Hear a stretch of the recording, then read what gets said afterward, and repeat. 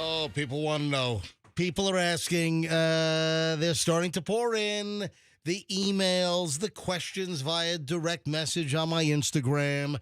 The peoples want to know. Fester, do you know what the peoples want to know? Yeah, I know. I know what they want to know. What do the peoples want to know? The Super Bowl egg test. That is correct. This is the Super Bowl on the MJ Morning Show. I don't think you can say it like that. Why is that? This is the Super Bowl on the MJ Morning Show? Yeah, it's my little setup for the segment. What are you saying, that the Super Bowl, the NFL is going to sue me because we don't have official designation as a sponsor, or we're not authorized? I don't want Roger Goodell to make an example of you. The MJ Morning Show, the official radio morning show of Super Bowl 59. Yeah, I don't know that you want to poke the bear like that. But, yeah, the Super Bowl egg test. Poking the bear. Poking the NFL. The MJ Morning Show.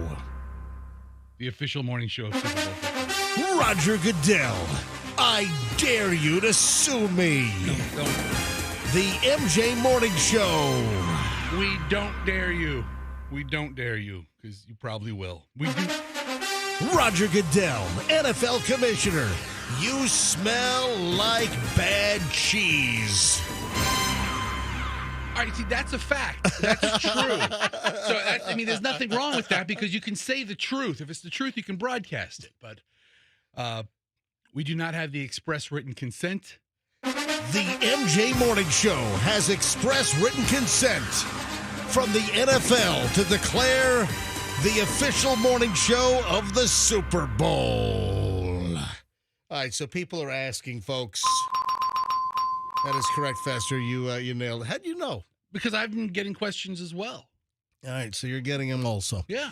People want to know if there's going to be a Super Bowl egg test because, and listen, I've been very clear about this. This is an unexciting matchup to me. I'm just like, it's like I've got instant sleep apnea or something.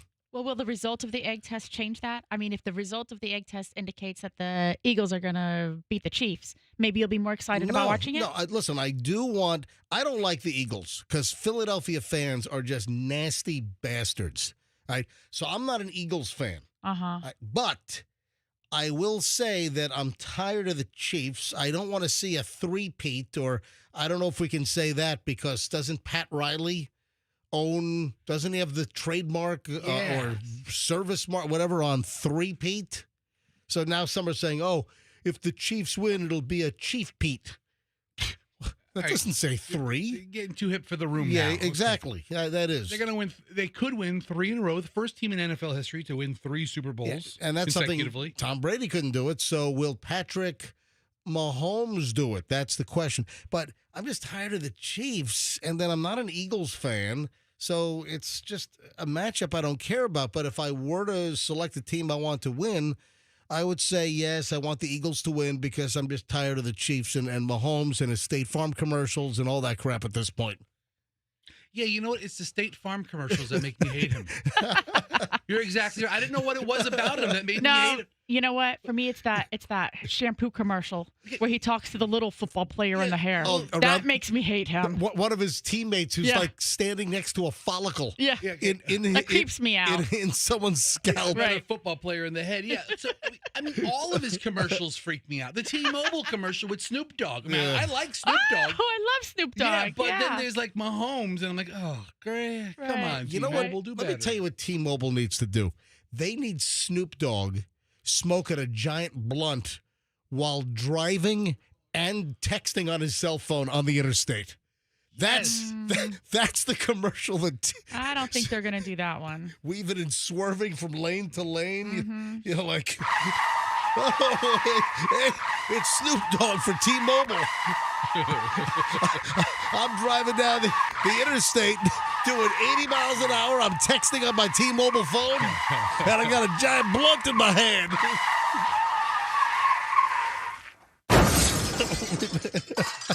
That's like peanut butter on jelly on gold. Yeah, tell you what, that's this segment. This segment is peanut butter on jelly on gold. Delicious. All right, so listen, so tonight, MJ, last weekend was the Mm-hmm. Grammys. Well, tonight is the sports fans' Grammys and Oscars and Tonys all wrapped in one. But It's the NFL. What is it? No, the NFL honors. The NFL, what is So that? the NFL has created like a Their own award show? Yes. What is it, a Yes. red carpet? Yes. Is Kanye's wife going to be naked on that carpet as well tonight? And they won't escort her out there. No. They'll keep her. A couple of players will push Kanye to the side and say, you sit right here. Well, let's get back to the egg test. Yes, I plan on having the egg test, even though I'm not looking forward to Super Bowl 59. There's nowhere that I would rather not be than New Orleans because I just don't care about this particular Super Bowl. But yes, we're not going to break tradition. We will do the Super Bowl egg test tomorrow morning, and we're going to really we missed it last year because I was in. No, it was recorded. You guys. Oh, that's right. We recorded it. Yeah, Roxanne and I came in and recorded it. Oh, that's right. Because last year at this time, I was in Indonesia. Man, what a difference a year makes. Yeah, I was scuba diving in Raja Ampat for a couple of weeks. I mean, not really. I mean, it's actually the same year. I mean, next month you're going to be scuba diving in some godforsaken part of the world as well. I mean, it's really the same year. Yeah, I mean, it's it's off by 1 month. Right. Next month I'll be in the Philippines. Yeah, like I said, I mean, you're going down the list of countries I never want to go to. And why don't you go scuba diving off the coast of Iran? What are you talking about? Yeah, if you're going to like these armpits of the world. Hold on, you can't compare the Philippines with Iran. What is the matter with you? No, but I'm saying last year you went to Armpit, right? No, it's Raja Ampat, and it's one of the holy grail. Roger's armpit. Yeah. It's not Raja's armpit. It's called Raja Ampat. And this year you're going to. It is one of the top scuba diving meccas. It's one of the most biodiverse underwater worlds on the planet. Yeah, if I want biodiverse, I'll go to Red Lobster or something. Okay, listen. I'll have the lobster. I'll have the tilapia. So last year I'll have the Thailand ditch-raised farm shrimp. So last year you went to Roger's armpit in the middle of nowhere, and this year you're going like to Billy's ball sack in the middle of the Philippines. Stop So, I don't know where you're going. But you're like, what a difference a year about? makes. No, it's actually the identical year. Yeah. 1 month off. I'm with Fester. Anyway, so what a difference a year makes. I'm going to another awful place without my life. So, exactly. I wasn't here for the Super Bowl egg test last year, but you guys did you guys recorded it and then ran it during the best of. Okay, anyway. So we played it as live. We fooled everybody. Oh, really? Oh, yeah. Wow. We recorded it. All right. So, Fester, get ready to grab the microwave out of the radio station kitchen and make that thing reek with blown up egg for like the next 3 weeks. I mean, if this place doesn't have a budget to buy a spare microwave, then we're going to blow up the one that everybody uses, right? Oh, yeah, absolutely. All right. So, yes, the Super Bowl egg test will run tomorrow here on the MJ Morning Show, about 7:45, 8 o'clock, somewhere in that vicinity. Just getting rolling Thursday morning, MJ Morning Show, Q105. When we get back next, the happiest time of day, according to science. Science. Next, MJ Morning Show. Hang on. Thanks to...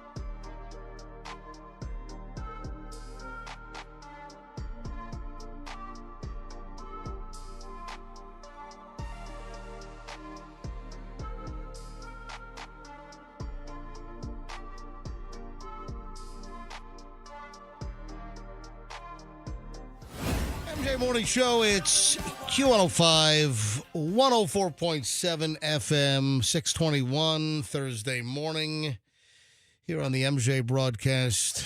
So, yes, the Super Bowl egg test will occur tomorrow morning. 7:45 to 8 o'clock, somewhere in that window. And even though I don't care about the Super Bowl, I know that many do. And, of course, many people rely on the Super Bowl egg test in order to bet the house. So we won't disappoint. Yeah. So, Fester, you'll do the preparations, obviously? And by picking 2 eggs. And Oh, yeah. And the price of eggs these days. Holy crap. The Super Bowl egg test, 2 eggs. It's going to cost us about $150 to do this damn thing. Yeah. It's pretty close. Yeah, you know, the egg thing, man, I tell you what, getting a little out of control and people finding the shelves bare and the prices out of whack. And I don't think there's any end in sight to the crazy egg situation in the country. Hey, good news, folks. I have the details on the happiest time of the day. What is the happiest time of the day? Well, I think we're kind of there right now. It's first thing in the morning. Really? Yeah. Yep. Mornings are the happiest time of the day. People are happier, more satisfied, less stressed. I would think that maybe some people would be stressed because, you know, you're getting ready for school, you're getting ready for work. No, the anxiety of the day hasn't started accumulating yet.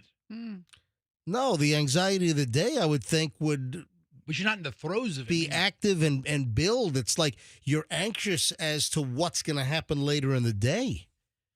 Do you wake up anxious about what's going to happen later in the day? No. Okay, I well, mean, there you go. Well, probably early in my career, early when I was just starting out doing a morning show, I probably had a little anxiety about, oh, man, is the show going to be good today? Do we have enough material? Am I going to suck? You know? They're all very real possibilities with you. Yeah. Yeah, so according to a new research project, first thing in the morning is the happiest time of the day. Isn't that lovely?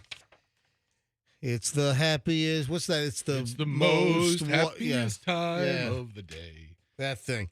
Hey, speaking of morning time and speaking of eggs, this is gross. A person is at a restaurant, orders eggs, and they find pineapple chunks in their eggs. What? Yeah, have you ever heard of this? Let me be very clear about pineapple. I like pineapple. Pineapple's delicious. You get a good, sweet, juicy, drippy pineapple, that's fantastic. But I don't want pineapple on a freaking pizza. Oh, I would. What are you talking about? I would do it if we You're were. a traditional margarita girl. You like just a traditional cheese pizza. And, I do. And you suddenly want. I don't suddenly want it. I have never heard you ever say, Michelle, my lovely wife in studio, that you ever wanted pineapple on a pizza. If we were in Hawaii and we went to a Shakey's, I would get pizza with a pineapple on it. Oh my God, that's right. You lived in. How long did you live in Hawaii? 3 years. Yeah. How old were you when you were in Hawaii? Like 4. 4, 5, 6, 4 or 5. Yeah, somewhere there. Yeah, somewhere in there. Where do you guys live in Hawaii? We drove past it. I don't. Yeah, was it kind of? What's the name of the place? Kaneohe. Kaneohe, yeah. So you lived there you lived in Hawaii. Hey, Michelle's sister was born in Hawaii, and she's got a Hawaiian middle name. Leilani Lanikiho. Lanukiho, whatever it is. Whatever. Yeah, Leilani Lanukiho or something to that effect. Anyway, we lived right behind a Shakey's. We lived right behind a strip shop. There's a Shakey's there, and we used to get pizza all the time. And, you know, they like pineapple on their pizza. God. I do. You know, when we lived in Japan, there was a Shakey's. And so we'd go for lunch, 500 yen, all you can eat. And, you know, they had pineapple pizza. Yum. And that's with the ham as well, right? That's usually, it's pineapple and ham. That is, whoever invented that ought to be speared. It is, and now Andrew's saying in my ear it's delicious. No, it's not. That's not pizza. Okay, all right. Anyway, so let me get back to the eggs and the pineapple. Are we even talking about eggs? Well, we're talking about, are we on a pizza tangent now? No, the pineapple pizza came up as a result of the scrambled eggs with the pineapple chunks in it. I'm just saying, I can't handle you being a pizza supremacist. every day. Yeah.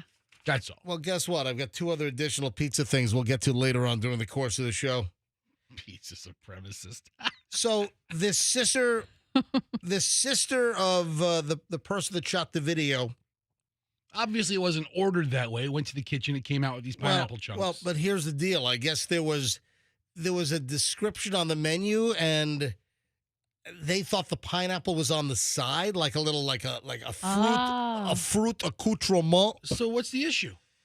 So this woman shoots a video of her sister who ordered scrambled eggs at a restaurant, and she zooms in, and her sister starts picking through the eggs and pulling out chunks of pineapple mixed into the scrambled eggs. So what?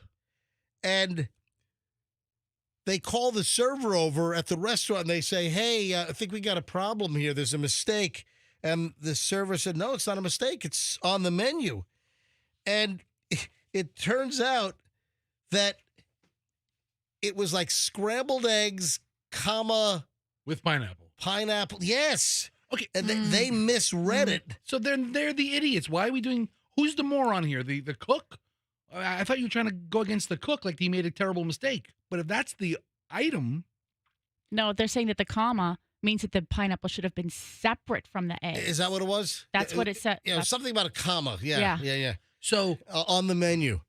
Are we going to now be English teachers on menus? But who the hell? Again, the core question is, who in their right mind wants chunks of pineapple mixed in with their scrambled eggs? Look Hawaiians. Here. Yeah, I mean, look, I type in pineapple eggs. First thing comes up, a recipe for Hawaiian scrambled eggs. Oh my God! With the Hawaiians, listen, I love Hawaii. I find Hawaii to be gorgeous. I like scuba diving in Hawaii. Well, not Oahu because the diving there sucks. But the Molokini Crater. I've dived Niihau several times. Look at this here. It's pineapple rings with an egg dropped right in the middle of it. You know me. Hey, you know me and my Hawaiian shave ice. I love Hawaii.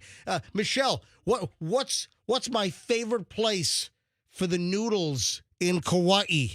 Oh, Hamora Saimin. Why are we doing this story? If you I love Hawaii. I just want them to cool the crap and knock it off with the pineapple and everything. Then you don't love Hawaii. They do pineapple enemas there. Pineapple is a staple in their diet. Like it's it's very spiky. Yeah, but say that sounds like it would hurt on a couple of levels. It's very spiky. That's not even considering the acidic level of the pineapple juice. Get the dole up the hole. Okay. Is that what they call it? You always take a wrong turn. It's the dole up the hole.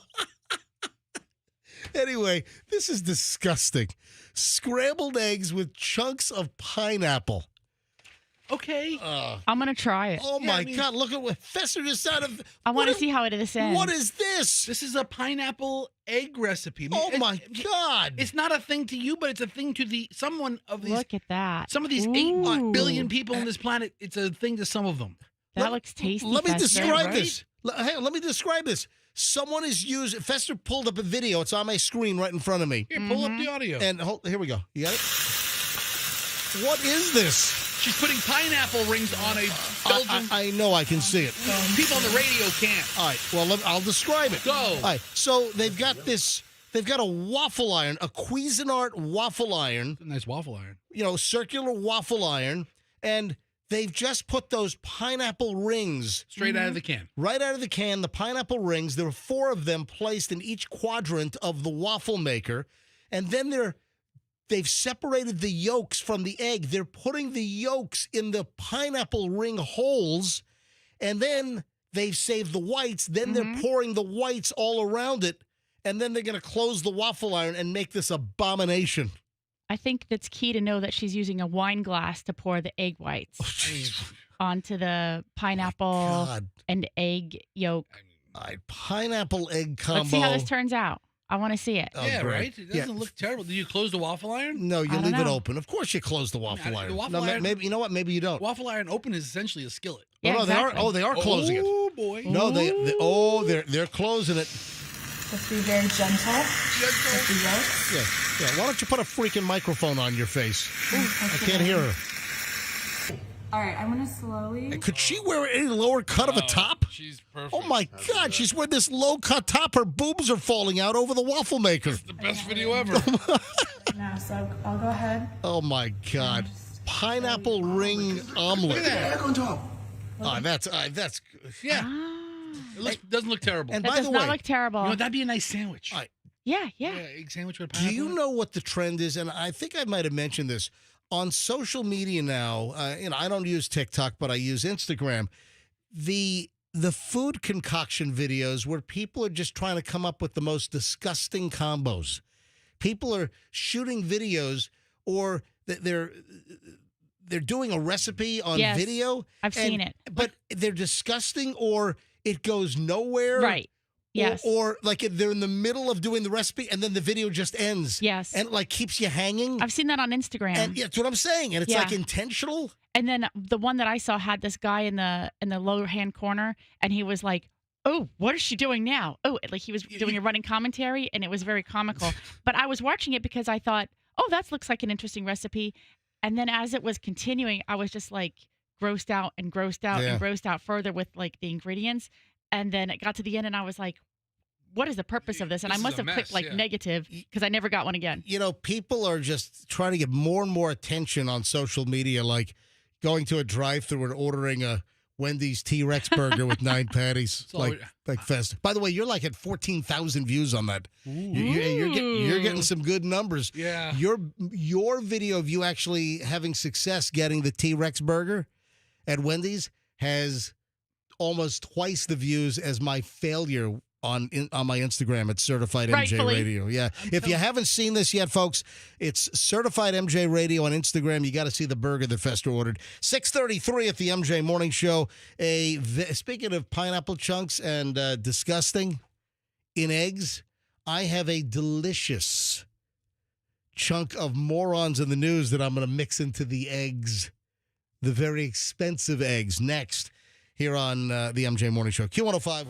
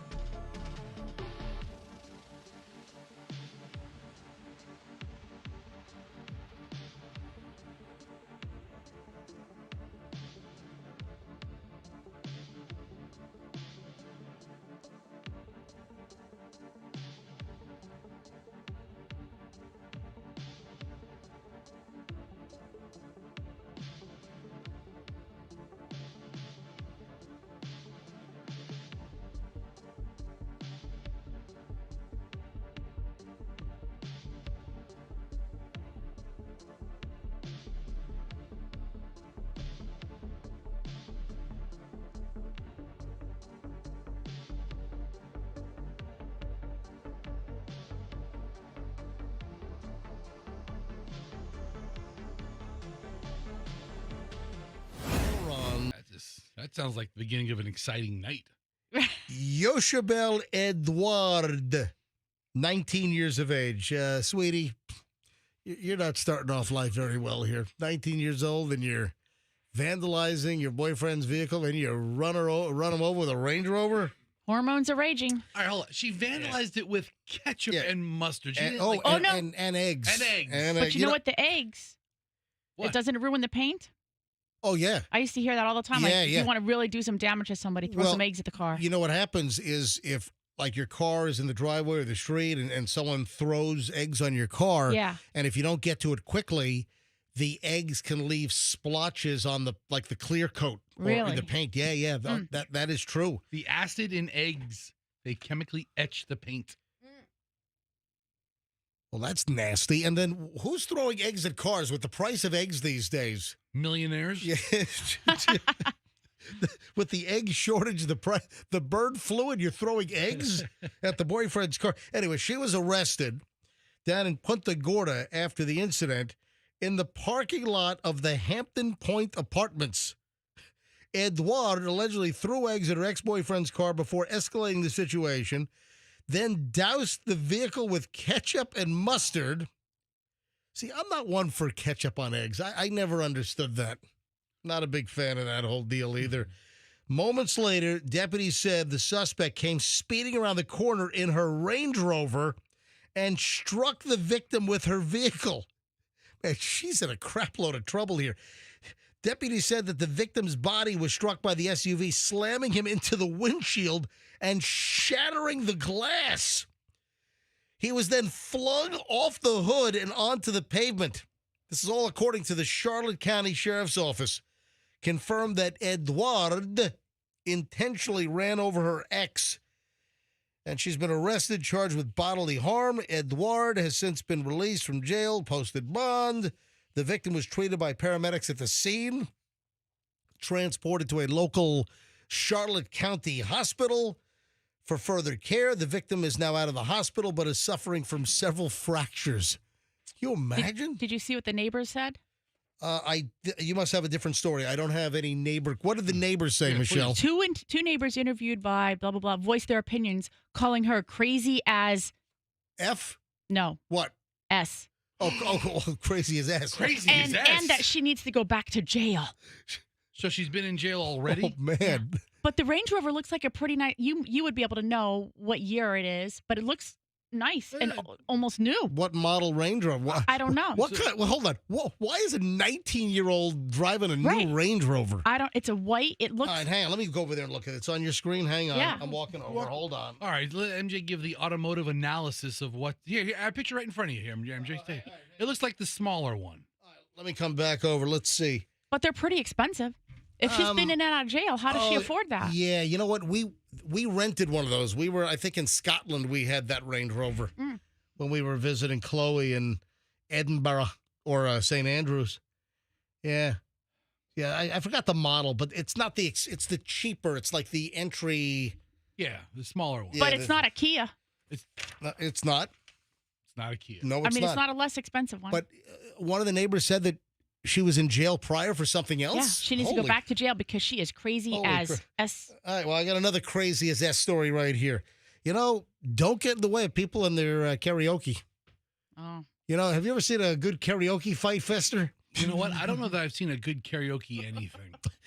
I mean, there are those people who think they're like, all that at the karaoke bar. Yeah. Where they don't even need to look at the words and they're like, this is my song. And they belt it out. I want to throw a chicken wing bone at them. All right, up in Queens, New York, a fight over the mic. Listen, I guess one person wanted to sing karaoke. They had the mic. Somebody else didn't want them to have the mic. They get into a fight.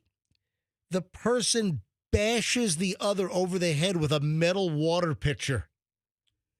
That's what you get. Yeah, you've seen those stainless steel water pitchers, Yeah. like the restaurants. Yeah, the waiters and the waitresses, the servers come around. Guess they grabbed the water pitcher and slammed it over the head. A female karaoke singer bashed a man over the head with a metal water pitcher in Queens, New York, over a microphone fight. The woman is wanted after a 24-year-old man was bashed in the skull at a Flushing, New York, in Queens. That's where my dad grew up. My dad was a Flushing, Queens, New York kid. And he was really big into the karaoke scene. Yeah, causing serious physical injury to the victim. The unidentified victim was rushed to New York Presbyterian Queens Hospital, treated for cuts to the head and face, was last seen in stable condition, apparently. And they're looking for the woman. They've got surveillance video. So Crime Stoppers, 1-800-577-TIPS. Crime Stoppers has surveillance video freeze frames of the woman and the victim who got bashed over the head with the metal water pitcher in the karaoke bar. Didn't know the guy, but I guess they were arguing over who should have the mic and who should sing karaoke next. And clearly this thing went sideways, and he gets clocked over the head with a water pitcher. Hey, any chance you thirsty? Yes. I can't believe it's going to take too long to find her. She has a pretty distinctive look. Yeah, so she's got she's young. She's a young woman, but she's got this like silvery hair. Ash blonde hair. Yeah, but it's like, describe it as silvery. Yeah. All right. Is the deal. So, does the story mention what song they were singing? It does not mention. Oh, That's the only thing I want to know. That's a crucial fact, Fester. You're right. I mean, It does not mention. The Billboard magazine came out with the top 100 karaoke songs. Get out of here. You just found this? Yeah. Well, I have this thing called a computer in front of me. Billboard magazine, the top 100 karaoke songs of all time? According to their staff, no real science went into this. Hang on, let me grab this. Scroll down a little further to get to number one. Let me find You can go. It's in reverse order. So it starts at number 100. The number one's at the dead bottom. All right, here we go. According to Billboard magazine, the number one karaoke song is Shania Twain, I feel like a woman. Really? You have to get the man in this. Man, I Hold feel on. like a woman. Why would that song be number one as far as a karaoke song? I think because there's a lot of drunk ladies out there who get up there Wow. and want to sing a fun song. I wouldn't. Number two, I want it that way. I've heard this one in karaoke before. Backstreet Boys. It's pretty good. Hang on. Number three is I Will Survive. Okay, that one I can kind of understand. How many times can you hear that one? Because that's a once a night song. How does that start? I was petrified. What is the First I was afraid. yeah, there we go. I was petrified. There you go. Just thinking I could never live without you by my side. This is like Michelle at karaoke. This is what it's like. I think that might be all I know. This is your song, Meech. It's Michelle-ioki. It's all right. Number three is Gloria Gaynor. Yeah, number three is Gloria Gaynor. All right, number four. Oh, hang on. I got to add some effects to my voice. Is this the real life? Is this just fantasy? Caught in the landslide. All right. that's just such a long song. What do you do when it's the musical portion, Fest? You just rock out. You just jump up and down on the stage and Scaramouche, Scaramouche, to the fandango, thunderbolts and lightning, very, very frightening. Galileo, Galileo, All right. I see a little silhouette of a man. Guess what? Now you know why that's such a fun song to Right. sing. That's what I think. Or someone's about to smash me over the head with a metal pitcher. Yes, that's how it happens. I mean, I'm surprised we don't hear of more karaoke. All right, wait a minute. Whoa, violence. Hold on a minute. Number five is Lady Gaga and Bradley Cooper doing Shallow. You know what? It's a good song. It's a good duet song. But still. But they're just so slow and like These songs are all over the place. ballads. All right, number six, Alanis Morissette, You Ought to Know. Oh my gosh, that's rage. Yeah, it is. That's angry rage Uh-huh. karaoke. That does culminate with getting smashed over the head with a metal pitcher. Number seven is Super Bass Yeah. by Nicki Minaj. Na, na, na, na, na, na, Super Bass. Love Super that Bass. one. You don't need to sing that song. Number eight is Okay. Yep. Garth Brooks' version of I Have Friends in Low Places. I don't know. If This we song did sounds. Oh, is that nothing the like- only version? I thought. That's his Yeah. song. That's his the Garth song. Brooks Yeah. version. All right, I'm not a country It's like music saying expert. the Billy Joel's All right. version of Piano Man. It's the only one. Oh, number nine. Turn around. Every now and then I feel. I I'm hate sorry. this song. I just don't understand why so many songs are slow. Like when Because- I think of doing karaoke, I think of getting up there and rocking out and just. Not everybody, because people sing songs that they're comfortable singing the entire song of. When is the last time you were at a karaoke bar, Fester? Tuesday of last week. All right, number 10 is Brandy and Monica, The Boy Is Mine. All right, that's number 11, Don't Go Breaking My Heart. I think that's fun.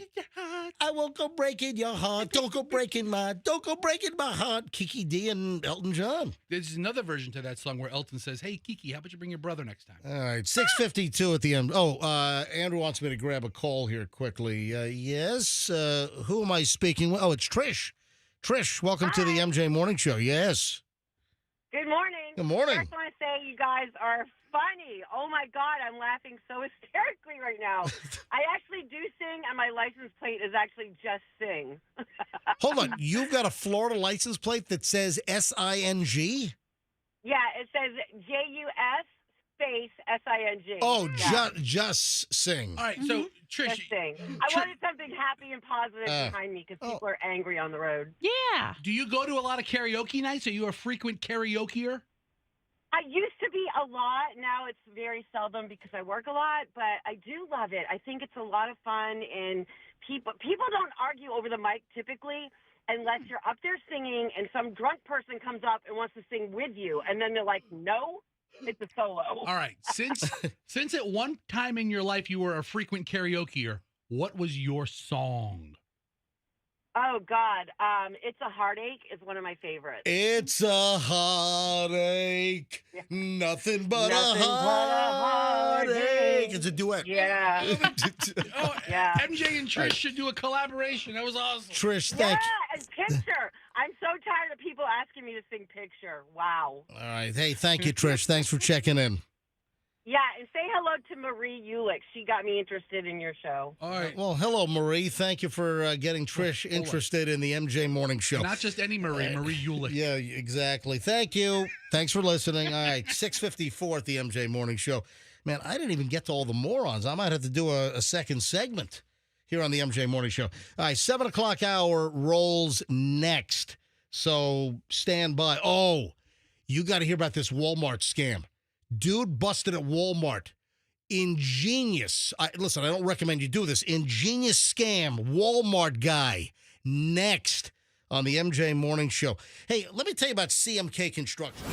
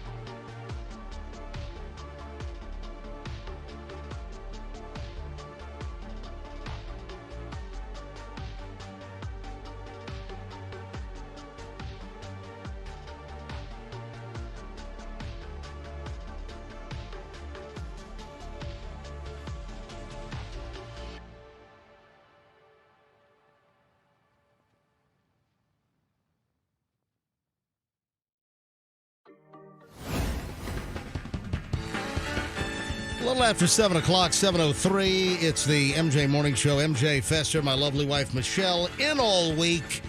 And now, the Walmart scam guy. All right, this is absolutely illegal. I do not condone this behavior.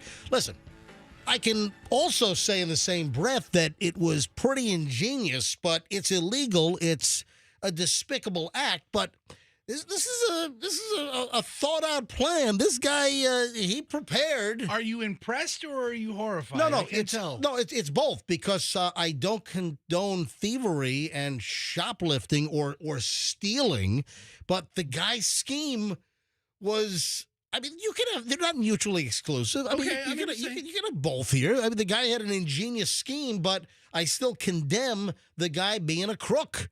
The guy being a thief. So what happened? What did this guy do at Walmart? He was ripping things off from Walmart with the barcode scam. But unlike some others, that will scan a much lower priced item in place of the expensive item, or some people will take barcode stickers, much cheaper barcodes, or they'll have printouts of barcodes and they'll like tape them over the real barcode to lower the price. Listen to what this guy did. He had a ring on his finger with a cheap barcode. So he would take the item, but he would hold it so his finger with the barcode on a ring on his finger is the thing that hit the scanner. So self-checkout. Yeah, he would have the item. Yeah, so at self-checkout, absolutely. Which is just an invitation to get robbed by these stores. Well, hey, listen, let me tell you right now that a lot of stores are backing off of self-checkout because they're finding that the theft, the loss that they're facing, it's cheaper for them to pay the employee $12, $15 an hour to be a cashier. So you're having more and more places that are, in some cases, shutting. There was a major store that I thought was moving away from self-checkout because I thought it was Walmart. You know what? It might be Walmart.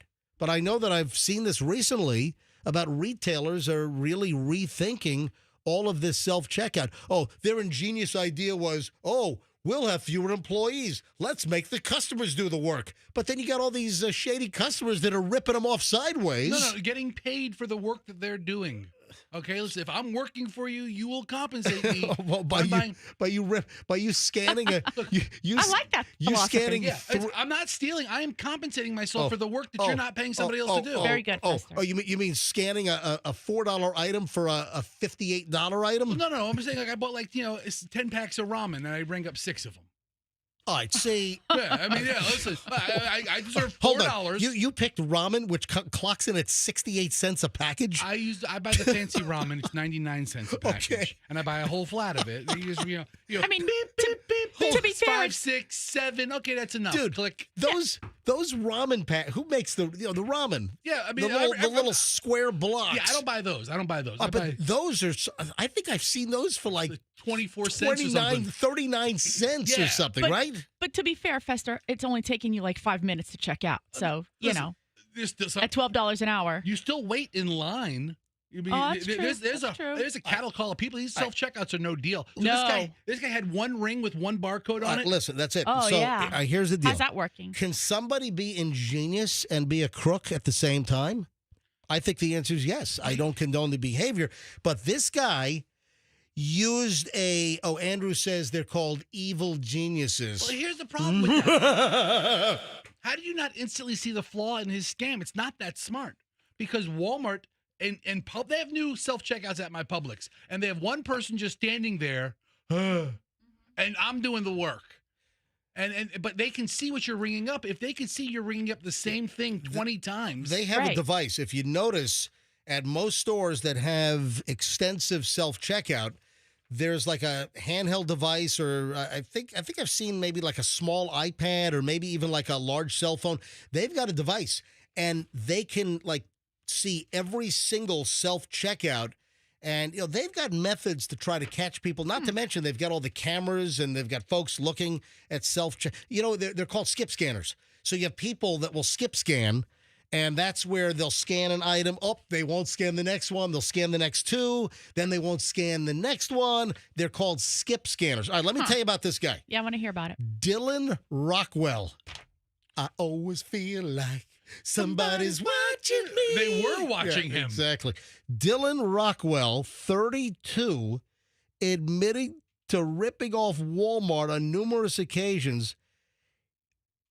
His barcode on his ring was for a can of tomato soup. All right? So he had the barcode copied from a can of soup. He bought a $300 grill at Walmart and just scanned the soup UPC, the barcode, which he had on his ring on his finger. So he puts his hand on the box. Yep. He bends down. He has the scanner. You hear the beep. Beep. But they're watching you on the tablet. They can see, okay, he has like 5 cans of soup and a cart full of stuff. He used a makeshift ring, which was inscribed with a cheap barcode to wave over the reader at the self-checkout. He listen to this. Oh, he just wiped his hand over the scanner. Dude, what do you think I Look, was saying? I thought he had like the gun, and he was like, beep, beep, beep, no, beep, no, beep, beep, beep. he had the ring on his finger, so he was able to hold an item. And then I said this early on, so he was able to cover the barcode on the real product, hold the item, and it looks like he's scanning the code, but the barcode's on his ring. The barcode was for a 70-cent can of great value tomato condensed soup. He wasn't even using the Campbell's brand. He was going cheapo Walmart in-house great value brand. At this dude scanned a can of soup in place of a $300 grill at Walmart. I know Fester's a total scammer. Fester loves this right here. I don't think that's a great scam. I mean, they're going to bust you on that because if they're looking at you, they'll say, okay, this guy has like 6 tomato soups and he has like, half a wardrobe in there. It's not making sense. So Walmart obviously saw what was going on. He left the store, but they had called police. Walmart authorities called the cops. This happened in Idaho. And Walmart calls the cops, and they tracked Rockwell back to his home. While being questioned by police, Rockwell allegedly copped to pulling the hand-waving fake barcode ring scam on numerous occasions. Wow. So they were probably on to him already. They probably saw him coming. And the thing about those self-checkouts, a lot of times you have to pay with a card, so it's all trackable. Yeah. Let me ask you a question. Mm-hmm. Let me ask you a whole separate question here. What is your bucket list item? But this is not your traditional bucket list. Let me explain. What would you like to do that you will never do, but is totally freaking illegal? Like what? Oh. What would you like to do? What have you thought about doing that's totally illegal? You'd never do it, but it's crossed your mind. Oh man, I'd love to do this just once. I can't even say. I mean, it's so illegal. I mean, besides the fact that I think about robbing every bank I go into. What? You don't do that? No. Dude, I went to I'm sorry. So this is the this is the quiet part in your head. You walk every bank I walk into, I'm like, okay, how would I rob this place? What? Walk in, boom, that person gets it. Stand up here. This is a robbery. Every time. Which teller would I go to? Which one can I work over first? Stop. I was a teller. You're scaring me. Every bank I go into, I'm like, I analyze the security. Remember when the banks got away from this? Remember they used to have like super thick bulletproof glass between you and the teller? And it was so... No. There are some places where they still have this. Hey, Michelle was a teller. Michelle was a Navy Federal Credit Union teller in Virginia Beach. That was like... that was a big operation. Yeah. That was Lynn Haven Parkway, Virginia Beach. Didn't you hold the record for the most transactions on a military payday? Yes. How many was it? Do you remember? Like 403. They're still telling stories. Wow. Let me tell you about the legend of Michelle. The legend of... No, they do it much quicker now because they use machines to count the cash. Makes me so annoyed. Back in the old days. All right, so let me tell you about this woman. I would like to yell, this is a robbery. Like when you watch Tarantino's movies, like that sounds like fun, but I don't want... This is a robbery. Yeah. Just kidding. Yeah, Just kidding. Yes, exactly. Enjoy your breakfast. Or here's some donuts. Or Pulp Fiction. You jump on the table. That's what we're saying. Jump on the table in the luncheonette in the coffee shop. That's why I said enjoy your breakfast. What was her name? Honey Bunny? Honey Bunny. Was it Honey Bunny? Put the gun down, Honey Bunny. Honey Bunny. I mean, doesn't that look fun to reenact that scene? I mean, but that's about as far as I'd go, and then I start laughing. Let me go where I want to go here because I'm going to run out of time. I'm going to tell you about a woman that apparently this was a bucket list, and well, she I guess always thought about it. She didn't. In fact, once she was pulled over, she said, I had to try. Traffic stop, and she flees from the cops.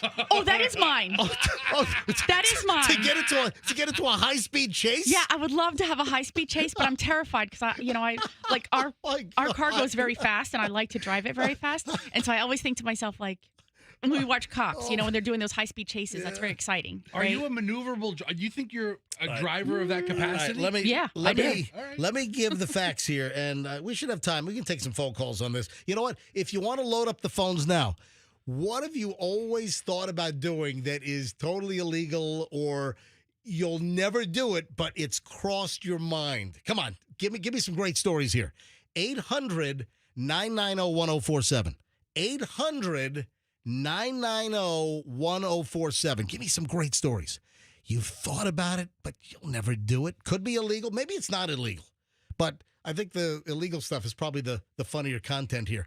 All right, 800-990-1047. So this is a Florida story, of course. Port Orange. Woman was out on felony probation, attempted to flee from officers during a traffic stop, and confessed, yep, I had to try. Yeah, officers with the Port Orange Police Department pulled over an Uber driver. That's great. Isn't it great knowing you've got a felon Uber driver? That's great. Pulled the driver over. This is late January. The driver made an unlawful U-turn at an intersection. During the traffic stop, the officer asked the driver for the information before turning attention to the rideshare passenger who was in the back of the car, a 34-year-old by the name of Alicia Dvorak of Daytona Beach. The video shows Dvorak providing officials with the name Katie. When the officer ran her name, yielded 0 results. Dvorak bolted from the Uber and tried to run away. Officers caught up with her, arrested her on active warrants. How often is it that the passenger in the car pulled over is like ID checked? Is that common practice? I think if you want to know everybody in the vehicle. But how often is that? I mean, if you're a rideshare driver, you're the driver, you do the illegal action, you got a passenger in the back. How often is it that the cops want to run IDs on? I think if you say I'm a rideshare driver, I think it makes sense to know who you're dealing with in the front and back seat. All right, so the passenger runs.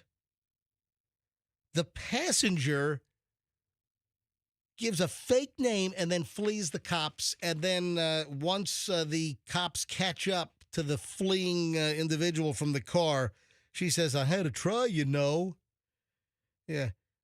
Then the cop said, not a good day to be you. Hey, we got audio. This is all captured on body cam, and then we'll grab a couple of calls here. We got some time here. All right, so here's the first part of the traffic stop. Listen. Hello there. Hey, how's it going? Good officer. I'm Officer Redwood Port Orange. The reason I'm stopping you is because you made that U-turn right there. There's a sign right there that says no U-turn. Oh, is there? Sign says no U-turn. I'm trying to get around. All right. Oh, okay. Please have your license. Sure. Katie, you said? Mm-hmm. What is it? Can you spell it? Katie. Right. And then your middle initial? A. And then your last name? So she gave a fake name. Her name's not coming back. Nope. Will you ask her if she's out of Florida and how to spell her last name again? Yeah. Gave a fake name, the Uber passenger, and then... Whoa. Oh, she's bolting. She's running from the cops. Over here. Hey, you paid for the Uber. Put your hands behind your back. Yeah. Yeah, that's why you didn't want to look at me, too, when I walked up to the car. You're under arrest. 6225, we have her in custody. There it is.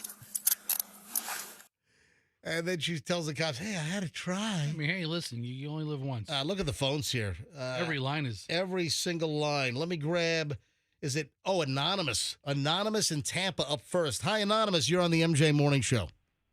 Hey, good morning. I love your show. I wanted to relate a story about Walmart 25 years ago when I was really kind of out there. I would go steal stuff from Walmart at 2, 3 o'clock in the morning. Oh, I would, God. Yeah. That's when Walmart was open 24 hours a day. Yeah, it was a long time ago. All right, so what happened? Get to the story. All right. So they have these, where they have the trading cards and all the different stuff for collecting pool cards. Yeah, so a lot of times they have those right near the front of the store now so people don't rip them off. Yeah. So I would buy these sheets. They cost 17 cents, a clear acetate 3-ring binder sheet. Oh, yeah. And I would take a laminated card and I would stick those sheets on the card in my pocket, and I would peel them off and stick them over like a drill or some kind of tools or whatever, and then I would have to distract the clerk when she was scanning stuff. I would talk about the weather or something, and they would hear the beep, and they would never think of it. Wow. Yeah. So they he's would using look- the old one paste time- over scam. The what now? The paste over scam. Yeah. Yeah, the paste over scam. So one time a clerk did look, and I just had to play dumb, and she's like, "Oh, well, somebody must have been messing around, or something like that." Yeah. Hey, thanks for the call. Appreciate it. Donna has a bucket list story. Yes, Donna, go ahead. Donna, you there? You're line 2. All right, let me put Donna back on hold there. All right, let's grab Mama Kay in St. Pete. Hello, Mama Kay. Hello, dear. So here's my long-time wish. Yes. For financial guys that rip off people because they think they can rip people off because they're stupid, so that gives them an excuse, which means they've done it more than once. All right. So because of cameras and the world we live in, me and my crew would dress head to toe to hand in Black Ninja. We'd go and get the guy. We'd go in, tie him to a chair. Then we remove his non-dominant thumb so he can't collect Social Security disability. And then he has to, every day when he goes to zip up his pants, he has to go, "Which son of a bitch got me?" That's morbid. That's really dark. Mama Really Kay. thought out. Thank you, That's Mama a Kay. plan. All right, Donna, are you back in Tampa? Donna. good morning. Yeah, Donna, go ahead. You're up. Go. I grew up in Chicago, and things come up on the news every now and then, and people got busted for climbing up the high rises. And I always thought it'd be cool to climb up the John Hancock building, but of course it's illegal. Oh, like those Spider-Man people that do that. Thank you, Betty in St. Pete. What's your bucket list item? Go. Well, a long time ago I think it was in Hartford, Connecticut. Anyway, these people, they went up through the drain underground and drilled through the bank and came up into the safe, where the boxes are. Right. They sold millions and millions of dollars in jewelry and everything else. It was a long holiday weekend. They brought chairs up. They ate up there, and they just millions of dollars and never got caught. Yeah, I saw a movie like this with Michelle some years ago, and there was a racket up in New York back in like 2015, 2016, where some gang, they were like going into stores next door, breaking through the wall on the weekend. They were breaking into bank vaults. Yeah, Betty, thanks for the call. Quickly, Anonymous and Lutz, quickly, your story, please. Anonymous and Lutz, go ahead. I would like to have sex in a fast food place, maybe like a McDonald's or a Burger King, but never a Chick-fil-A. You want to have sex? All right. That's a great idea. One more. I like this guy's idea. David in Zephyr Hills, last call on this because I'm running late. Hello, David.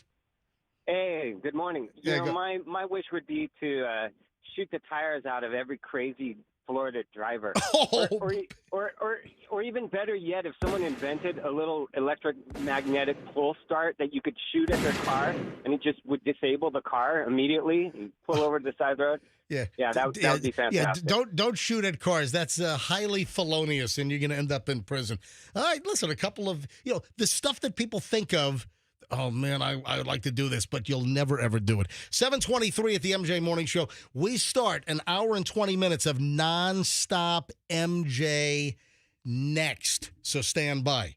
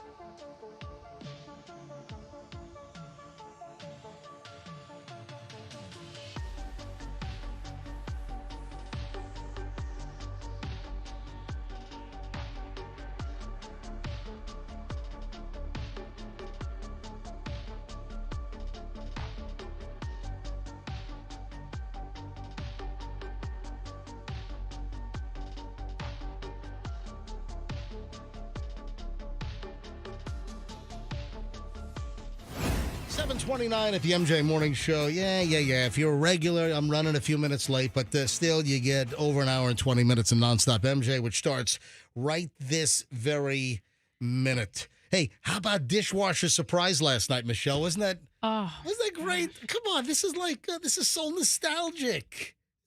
So, Dishwasher surprise at the MJ Morning Show. Dishwasher's been broken.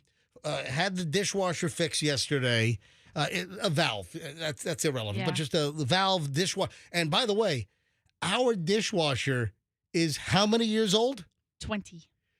The dishwasher, at some point we're going to just need to buy a new dishwasher. But this is, what brand is it? Asco. What did you say? It's an Asco. Oh, I thought you said Asco.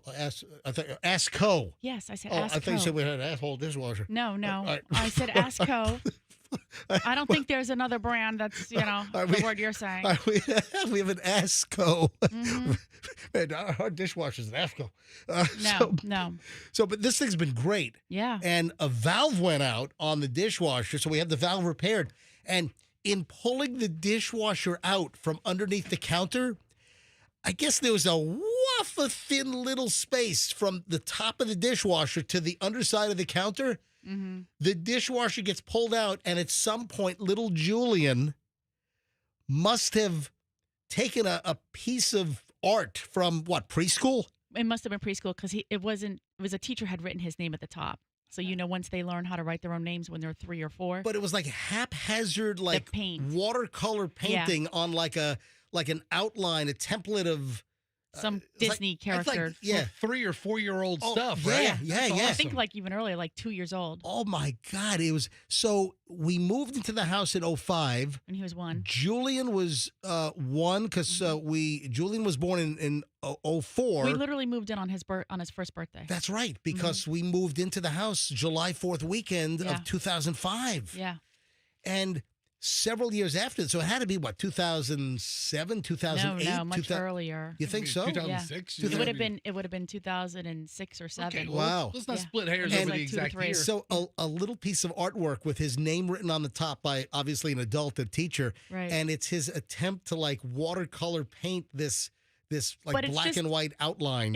It's funny how he figured out that there was a little thin place for him to slip it in, and he right? slipped like it a in. ticket, like you're slipping a ticket into a machine or something. This was like a freaking time capsule. Yeah. We opened up a time capsule on top of our dishwasher underneath the countertop last night. Accidentally. Yes. Anyway, dishwasher surprise. Hey, Michelle, you're a lawyer. Yeah. I think a lot of people know this. Michelle, you're a lawyer. You're a proud Stetson Law School graduate. Yes. And you worked at the state attorney's office in Hillsborough County for a while before you retired after, having the kids. And can you explain to I need to send a demand letter. Oh, I'm not writing it. I'm not doing that. I need to send, can you explain to our listeners what is a legal or a lawyer demand letter? It's really just like one party who's feeling like they're have something going on with another party where the other party's wronging them in some way. Right. So you send the person who feels wronged sends the other party a demand letter that says, this is what's happening, these are the damages, and this is what I want you to do about it. Right? All right. I need you to draw up a demand letter. Nope. To whom? The lawyer downstairs. Okay. Yeah. Right, so he's the wrong guy to mess with. I think so. So I want Michelle to draw up a demand letter. I have a demand against the law office right below us in our office building. What'd they do? Their Christmas trees are still up in the lobby. It's February freaking 6th, and the law firm, the Pelletier guy downstairs, still has the Christmas trees up in the lobby. That is an issue. Yeah. Maybe he's very busy. Yeah, I hear he's a great attorney. I would rather have a lawyer that's so busy he doesn't have time to take down his Christmas tree than the guy that's so bored he takes it down January 2nd. I mean, he specializes in DUIs, and it is the month of January. Yeah, it is. Hey, and listen, it reminds me of the folks that, like, in July, they still have the Christmas lights up at the house. Mm-hmm. They still, Santa and the sleigh is still on the roof. I mean, there comes a point in the year where Christmas is just coming back around again. Just leave it up. Leave it up. Oh, I got a Super Bowl pile here, and I'll get to that momentarily. Just a couple of interesting Super Bowl items. And yes, the Super Bowl egg test will be performed tomorrow morning around 7:45, somewhere in the 7:45 to 8 o'clock window. The Super Bowl egg test, and yes, even with the price of eggs out the roof, yes, we are going to sacrifice 2 eggs. The eggs are going to cost us, what, $40 this year? Just 2 eggs. Pretty close. So, yeah, the Super Bowl egg test, we grab the microwave from the kitchenette here at the radio station. We put the 2 eggs in the microwave. You know, Fester will make these little, like, cardboard rings, or he will find Scotch tape rolls. That's actually the best. The Scotch tape rolls are the best. He'll go around the office and go to people's desks. Fester will go to people's cubicles and grab the roll of Scotch tape out and then cut the tape off, or I guess you can leave the tape on, because those make great egg holders. So you take the 2 Scotch tape holders. In years past, we used like just little cardboard, and we made little rings to sit the eggs on top of. So both eggs go in the microwave, and the appropriate logos, one for the Chiefs, one for the Philadelphia Eagles, will go on the egg. So each egg gets logoed. Then we set the microwave for like 5 or 6 minutes, hit start, live on the air. The first egg that blows up in the microwave, I mean, just destroying the inside. It's like an egg murder scene. Yeah, it's really awful. I mean, you need little yellow tape, little crime scene tape after this. But the surviving egg is the winner of the Super Bowl. And the accuracy over the years has been pretty damn good. It's only been like a couple of failures over like 30 years of the MJ Morning Show. 85% plus accuracy rating. Oh, guess who dropped the kid? Guess who had the baby? Oh, you gotta see the baby. All right, so you said 2 completely different things. What? They had a kid. Somebody had a child. Yes, dropped the kid, had the baby. I don't ever call it dropping the kid. Dropping the kid is something you call authorities for. Yeah. You call an ambulance. Oh, my God, I dropped the kid. I cracked. Like, I dropped my kid like a dozen times. Like you know some kid growing up and there's something wrong with the kid and you want to know if the mother dropped him on his head when he was little. When you say drop the kid. All right. Guess who gave birth? Oh. I mean, that's really vague. You gotta say the baby. Don't ever say that again. That was like one of the worst Seinfeld episodes. You didn't like that one? No. Because of her. The baby. Awful. Guess who had the baby? I don't even know who's pregnant. Yeah, me neither. Let me give you a hint. The jizz. Yeah, I know how things happen. But no, stop, dude, it's Giselle. Dude, what is wrong with what is wrong with you? I gotta be honest. I had the same thought. I thought you were giving me. I thought you were giving me reproductive things. Like, I got that part. Giselle, Jizz. I think that's what Tom Brady called her. Hey, Jizz. No. I think that was the nickname. Really? Oh yeah. Hey, Jizz. I mean, Giselle. That might have been Tom's nickname. Giselle Bundchen gave birth to the Taekwondo. Was he Jiu-Jitsu? What is his martial art specialty? Jiu-Jitsu, yes. What was it? Jiu-Jitsu. Jiu-Jitsu.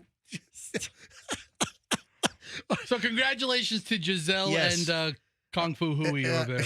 Kung Fu Hui? Wasn't that cartoon character? No, it was Hong Kong Fooey. Oh, yeah. Oh, okay. Oh, bring up that jingle. Yeah. Oh, Number one super guy or something like that? Yeah. This is back in the early to mid 70s. I was like, 5 or 6 years old. Saturday morning cartoons. Wasn't he like a janitor or a police station or something? Saturday morning cartoons. There was a Hanna-Barbera cartoon called Hong Kong Fooey. Is this the jingle? I think so. This is off. All right, go ahead and play. Is this the intro? All right, here we go. All right, you got to... Joe, you never saw this? Oh, I did. I loved it. I love this whole intro. I was always intrigued by it. Hong Kong Fooey. Yeah. I mean, this isn't problematic because he's a dog, right? I mean, That's one of the things that was a source of contention when I read the article. The Blake Lively's attorney wants to dictate who is, first they don't want her to be deposed, but then if she does get deposed, they want to say who can do it. And the judge says, I don't think you get to decide that. Wow. Justin Baldoni's attorney is Brian Friedman, and he's saying that there's a chance that Taylor Swift is going to be deposed. Yeah. Swifties. They'll probably start threatening this guy's life, right? Well, you know what else? You don't want to mess with the Swifties. You know what else is going to be exposed in discovery is any texts that Blake or Ryan shared with Taylor. Oh, yeah. Over anything. Yeah, and see, that's what's going to drag her in. Yep. That's what's going to bring her in. 7:42 at the MJ Morning Show. We're minutes away from this item that everybody buys. People love these things. 'Tis the season. And, oops, apparently every single one has a toxic ingredient. Hold on. What is it? Anyone guessing? Anyone know what I'm talking about? Tell you in a minute. Stand by. We have a nut job who was in a Publix here in Florida yesterday. Guy was arrested in Publix. This is down in South Florida. This is Miami Shores. A guy was arrested, actually happened on Tuesday, made a bomb threat at a Publix in Miami Shores. Cops said they responded to a call of a possible bomb threat at a Publix on Biscayne Boulevard. That's no good. So authorities show up. A Publix employee noticed 44-year-old Christopher Corey Pike pushing a shopping cart in the back of the store yelling, "This is a bomb! F you! Call the police!" He had like a contraption in the shopping cart. He brought some contraption into the store. It's in a Publix shopping cart. He's pushing it through the Publix. And he's screaming, "This is a bomb! Bleep you!" And he's just yelling inside the store. So cops are called. He had left the store at this point, and the cops find him right nearby at a nearby Walgreens.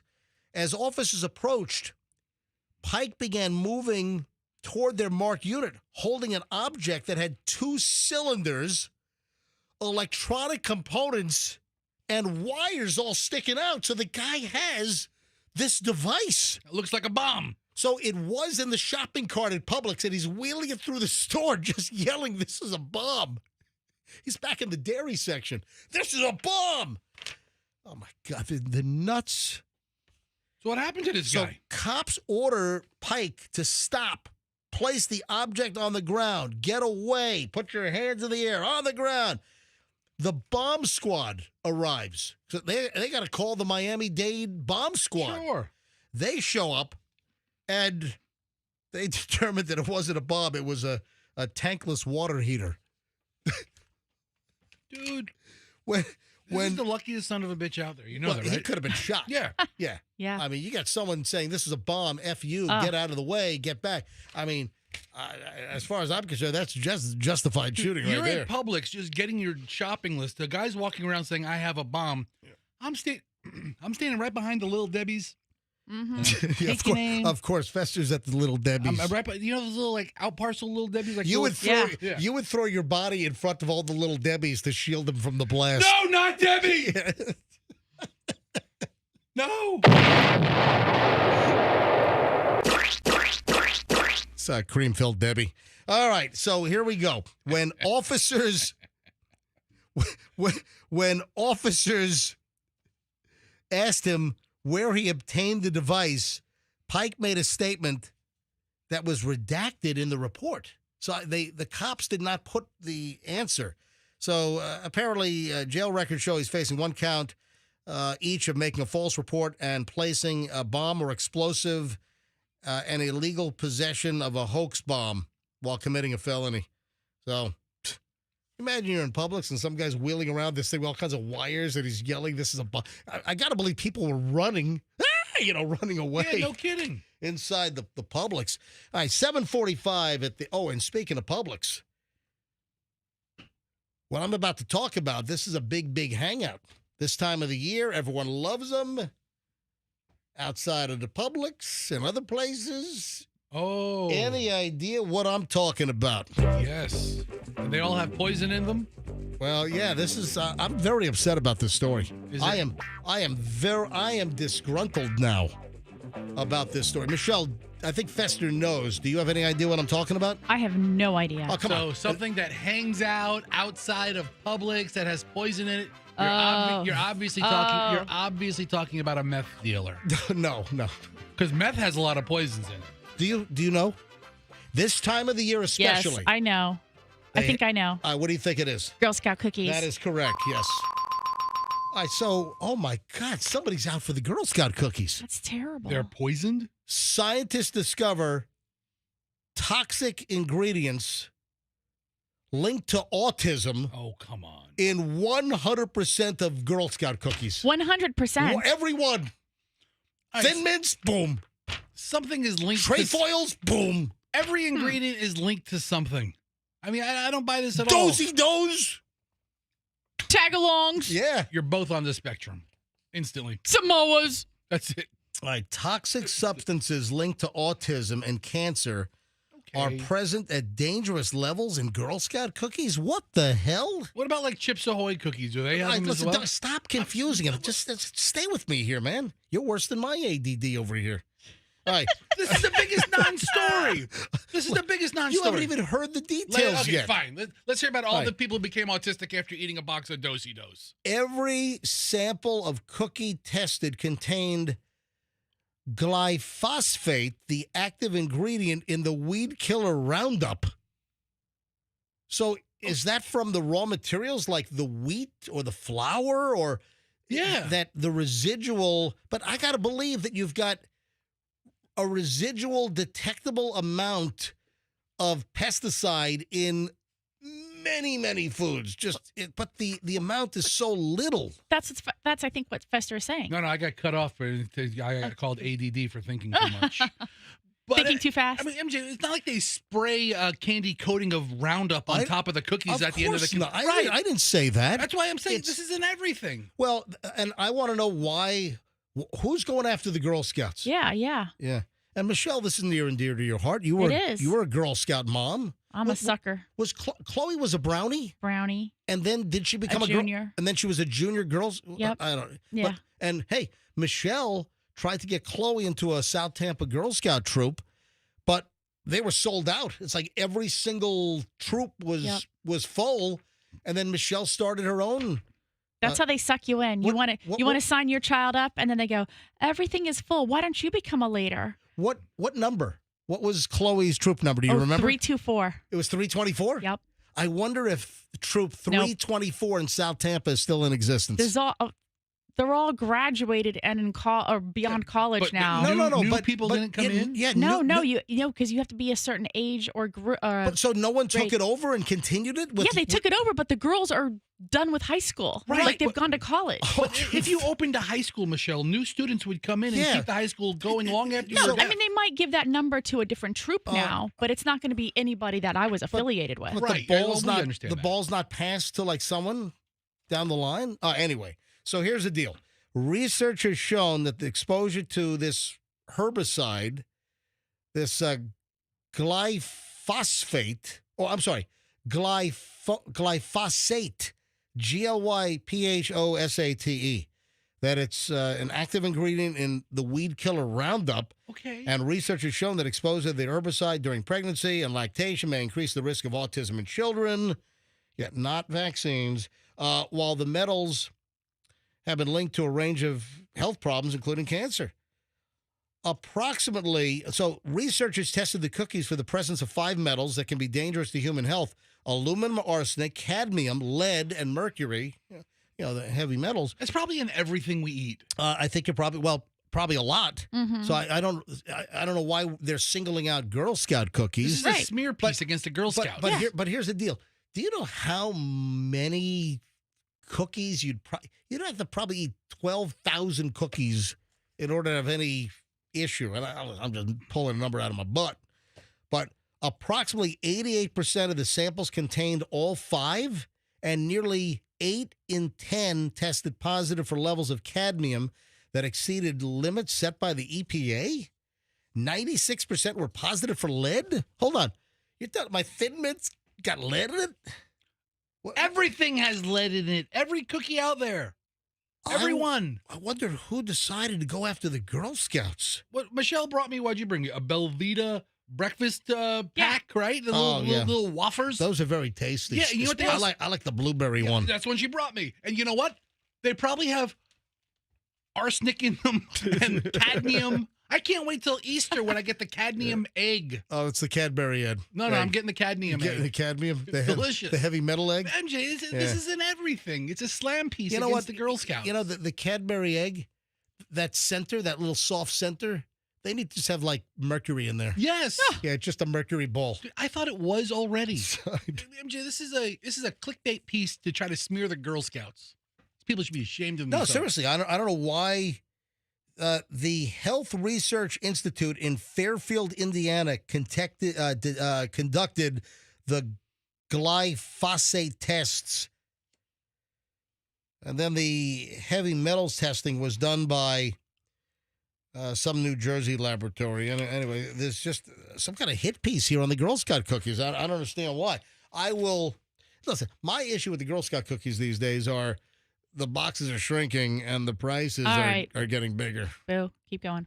Yeah, Michelle doesn't like that. But listen, will we buy Girl Scout cookies this year? From every Girl Scout that I see, from every booth that I see, from anyone who approaches me, and then some. We've got cookies in the pantry because Michelle will buy cookies for, doesn't matter, outside of Target, outside of Walmart, outside of Publix, wherever. Michelle will buy cookies from every single Girl Scout table that's set up. So I swear, we've got cookies in the pantry still that are probably 5 years old. Unopened, yes, unopened boxes because you buy so many damn cookies. You know, you can put them in the freezer. Yeah, it probably lasts almost forever. We got tons of freezer space. Yeah. You need to deep freeze in that garage of yours. The question here, folks, as I move on, the MJ Morning Show is on. Thank you for listening. It's Q105, 104.7 FM. The question is, but did they get married? Do you think this is a deal killer when it comes to a wedding? A bride-to-be slashed her fiancé because they were having a fight over the wedding venue. Ooh. I mean, it depends what you're into. I mean, there are people who yeah, baby. A Wisconsin woman stabbed her boyfriend in the neck after getting into an argument with her future mother-in-law over the couple's wedding venue. You got problems with a mother-in-law already? And then you end up stabbing your boyfriend in the neck? The fiance of Kaylee Brantner, 22 years old, of Brookfield, Wisconsin, had woken up to text messages and screenshots between the defendant and his mother, and it caused an argument. And this is all over the wedding venue about where they were going to hold the wedding. Brantner then allegedly instigated an argument that turned violent. The victim, the guy, the fiance, the groom-to-be, not identified, told cops that he initially pushed his aggressive fiancée away after she attacked him without warning. When he returned home from work early, they had an altercation. Brantner, the woman, then followed him into the kitchen, grabbed a knife, attacks him with the knife. Wow. The defendant attacked him, tore his whole shirt off. The victim told cops he went to grab his things in the basement, but the fiancée followed him down to the basement. Maybe he was getting ready to get the hell out of there. Mm-hmm. She lunges at him, swings at him as she's holding the knife, and he gets slashed in the neck. She's swinging the knife, hits him in the neck. He drops to his knees, according to Fox 6 up in Wisconsin. Did she kill him? No. Oh. Brookfield police, they arrived to find the victim holding a towel, trying to stop the bleeding on his neck. Luckily, I don't think she hit an artery, but what if she hit like the jugular, with this knife? So detectives arrive. He's holding the towel to stop the bleeding neck. She's sitting on the couch by herself, and she told police that she brought the towel for her bleeding fiancé. Oh, that's so nice. After you stabbed him in the neck, you were tending to his medical emergency. Have you ever done anything, MJ, in a fit of rage or a fit of upsettedness? I have never stabbed Michelle in the neck with a knife. Oh, is that what you're asking? No, I'm not asking if you actually stabbed Michelle, but have you ever done anything when you weren't in your right mind even temporarily, and then afterwards you immediately like, oh, wow, I really feel bad about this? Have I ever told the West Palm pasta story? West Palm pasta? Oh, yeah. That's a long time ago. Yeah. So, Michelle, how in our relationship, how many fits of rage have I had? I've known you since 1987. We got married in 94. How many fits? That pasta incident in West Palm, that might be the only fit of rage that I've ever had. I think there have been 2 fits of rage, and they both were based around pasta? Yes, both involve pasta. Curiously involved pasta. Are you serious? I'm serious. All right. You want to tell the West Palm, and was this before? This was before we were married, right? We were engaged. We were engaged, and you moved from Virginia Beach. We got engaged. We got engaged in Virginia Beach. I proposed to you actually in your office at Navy Federal Credit Union, because you were a teller, but then they moved you to the mortgage department at Navy Federal in Virginia Beach, and I proposed to Michelle at the office. How romantic. I was delivered inside a box. So there was a delivery for Michelle, a big cardboard box, huge box. I was inside the box, and it had Michelle's name, and they brought it inside the office, and the mortgage area was behind, in the back of the bank at Navy Federal, and I popped out of the box, and I popped the question, will you marry me, Michelle? And this was what? Summer of 93. Yes. And then 94, we got married. But Michelle, after I proposed, got her crap together, moved down to West Palm Beach. And so we were just engaged at that point. Yes. Did you have second thoughts after the West Palm Beach pasta incident?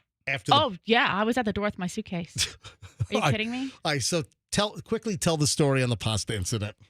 Well, you were cooking pasta, and I like angel hair or spaghetti, and you wanted those little ones like risotto or something. Weren't they bow ties? No. It was the little itty-bitty ones that look like rice or ants or something. Oh, yeah. And they're like, it wasn't risotto, but it was like something a like that. A tiny little pasta shape. Right. And orzo? Yeah. Yes. Thank you, That Foster. was orzo. It was, that was it. I couldn't think of it. So, you're cooking the pasta. You boiled 1 pot of water. And I was like, well, aren't you going to, cook it separately? He goes, it's all going to the same place. Cooks the same, blah, blah, blah. And he puts all angel hair and orzo in the same boiling pot of water. And I was like, that's not what I want.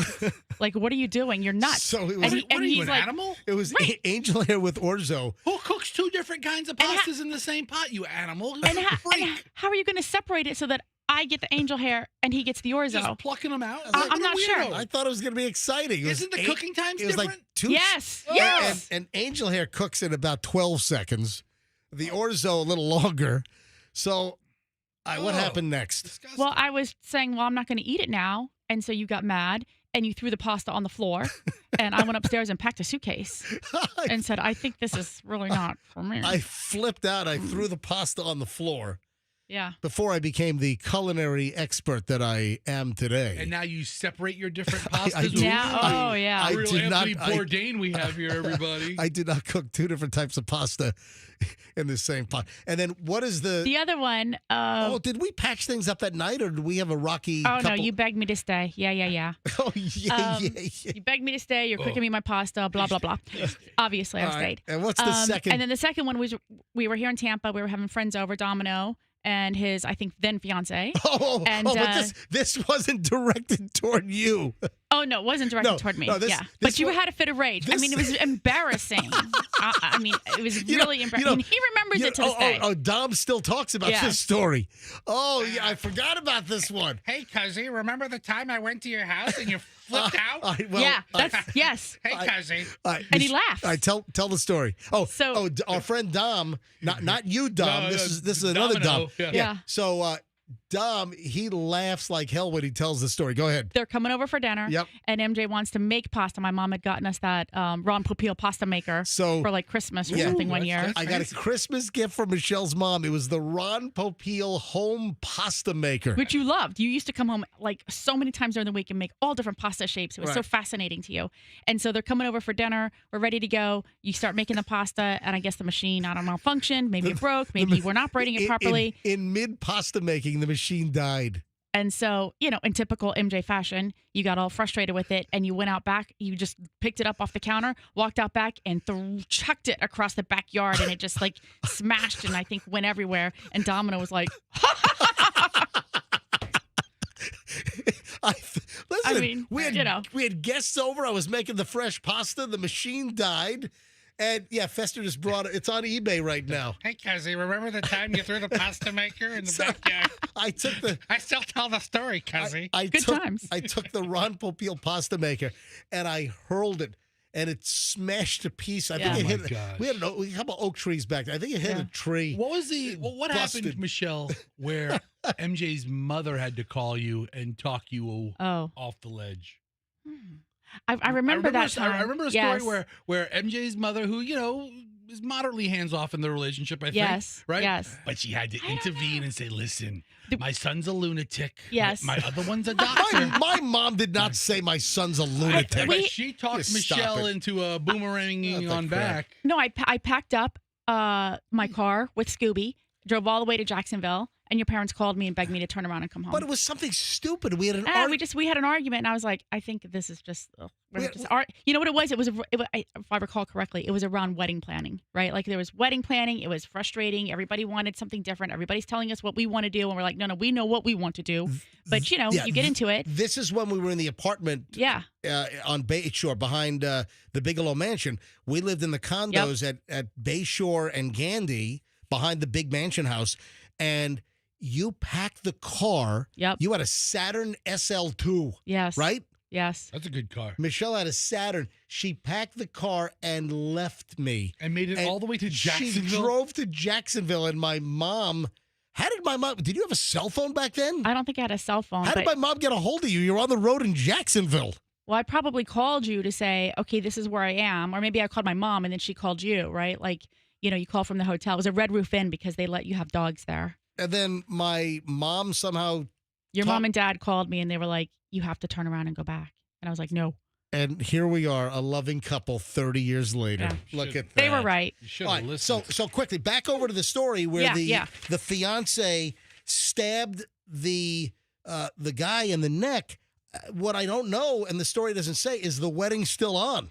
I hope so, because I love love. Come on. If you get into a fight over a wedding venue and you stab your husband-to-be in the neck with a knife, come on. Wait, that's got to be over. Do you think that as she was being arrested, he was screaming the traditional, like, but I love her? Oh, yeah. But, as they're wheeling him off on the gurney? Yeah, usually it's a woman right. that is outside of the cop car. The guy that, like, battered the girlfriend and they've got him cuffed and stuffed on a domestic violence charge.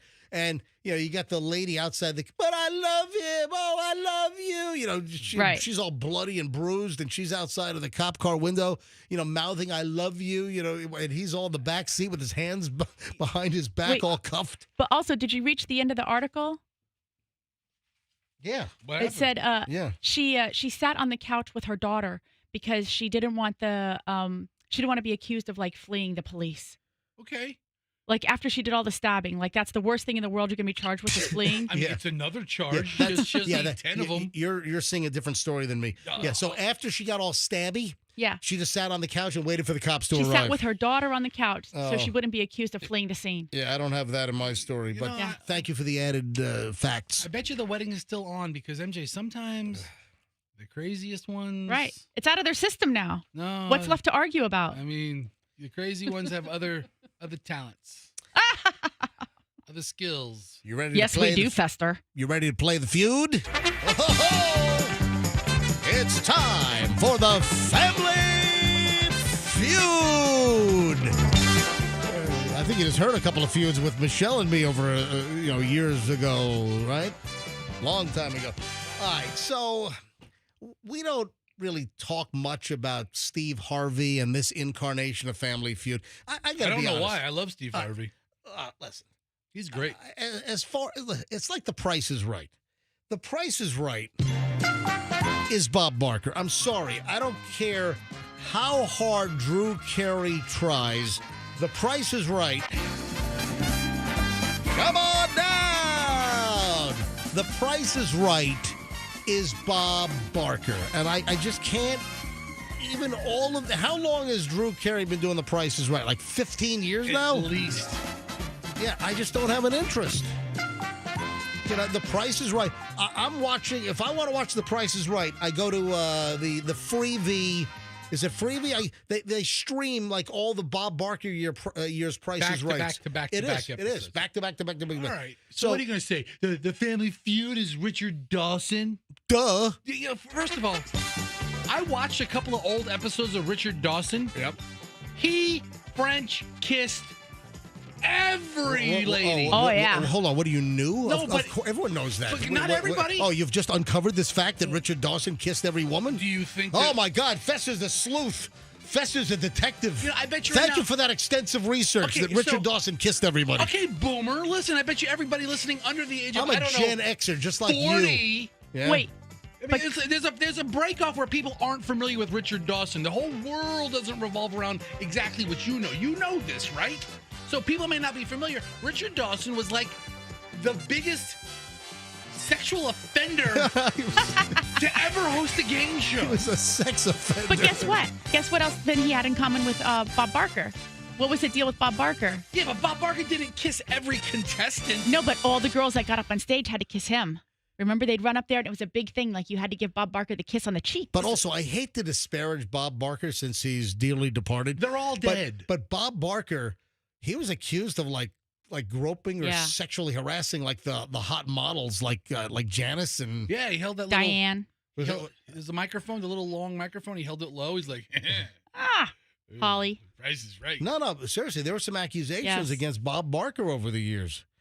All right, so here's the deal. What's with Steve Harvey? So, I respect Steve Harvey's success. I do.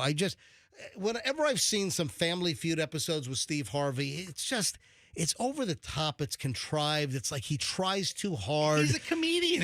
It's a different audience. His facial expressions, it's like, okay, I'm Steve Harvey. Am I going to do facial expression 1, 2, or 3 today? Oh, I'll do number 2. Oh, the shock deal. All right. But I wanted to play this. This is audio from a Family Feud episode from this week. So this just happened. I think this is the Tuesday episode of Family Feud. And I want to know, is this real? Is this is this set up? Is this pre-planned, or are some of these contestants really morons? Do you think that they scout out idiots to be on the Family Feud? Yes. I don't think they eliminate idiots. I mean, so if an idiot comes to them and they have the kind of... You also need an energy about you. You can't just be an idiot dolt to like. Yeah. Listen to have this. a personality. So this is from Family Feud. The contestants are asked to name a state in New England. Right? Family Feud. Top 5 answers on the whatever it was. Here's the audio. Listen to this. Your family will get a chance to play for another $20,000. Your family walks out of here with the vacation package plus an additional $10,000. It's all riding on this answer right here. Miss Beth, if it's not there. Oh, hold on. Oh, hold on. Is that the end? Did I play the wrong one? Because that's the final. Because obviously they came over to steal. Yeah. Hold on. Where's the buzzer? Did I hit the wrong one? Do we have the buzzer? Hold on. Which one did I? Oh, that's the end. Oh, hang on. I screwed it up. Yeah, I hit. I've got 4 different cuts here. Hang on a minute. All right. Let me play. So here it is. This is the first cut. Here's the very first one. Top 4 answers on the board. Name a U.S. state that is part of New England. New Hampshire. New Hampshire. Stanley. Massachusetts. Massachusetts. Okay. All right. So that one's good. Massachusetts. So that Stanley's family gets to guess the other 3 states. Right. And New Hampshire's obviously out. Listen to this. New York. New York. No. All right. This is why I'm playing this audio. Listen to this one. Name a U.S. state that is part of New England. Spain. What? Name a U.S. state that is part of New England. Spain.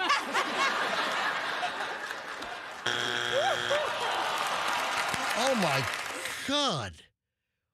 I mean, come on. That cannot be real. That a person thinks that Spain is part of What?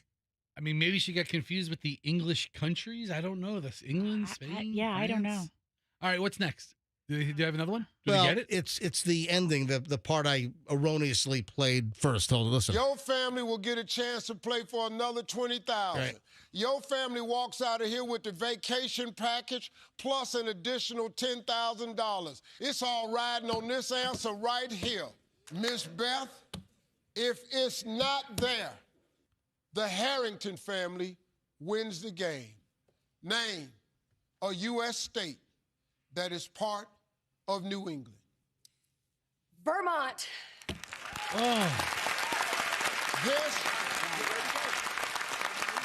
This is for it all.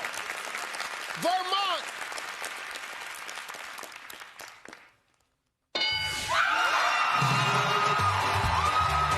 All right, so I mean, if they didn't take New Hampshire, Vermont's but New Hampshire. custom state. But New Hampshire is part of New England, so I didn't understand that either. Because it was survey and top 4 answers were on the board. Right.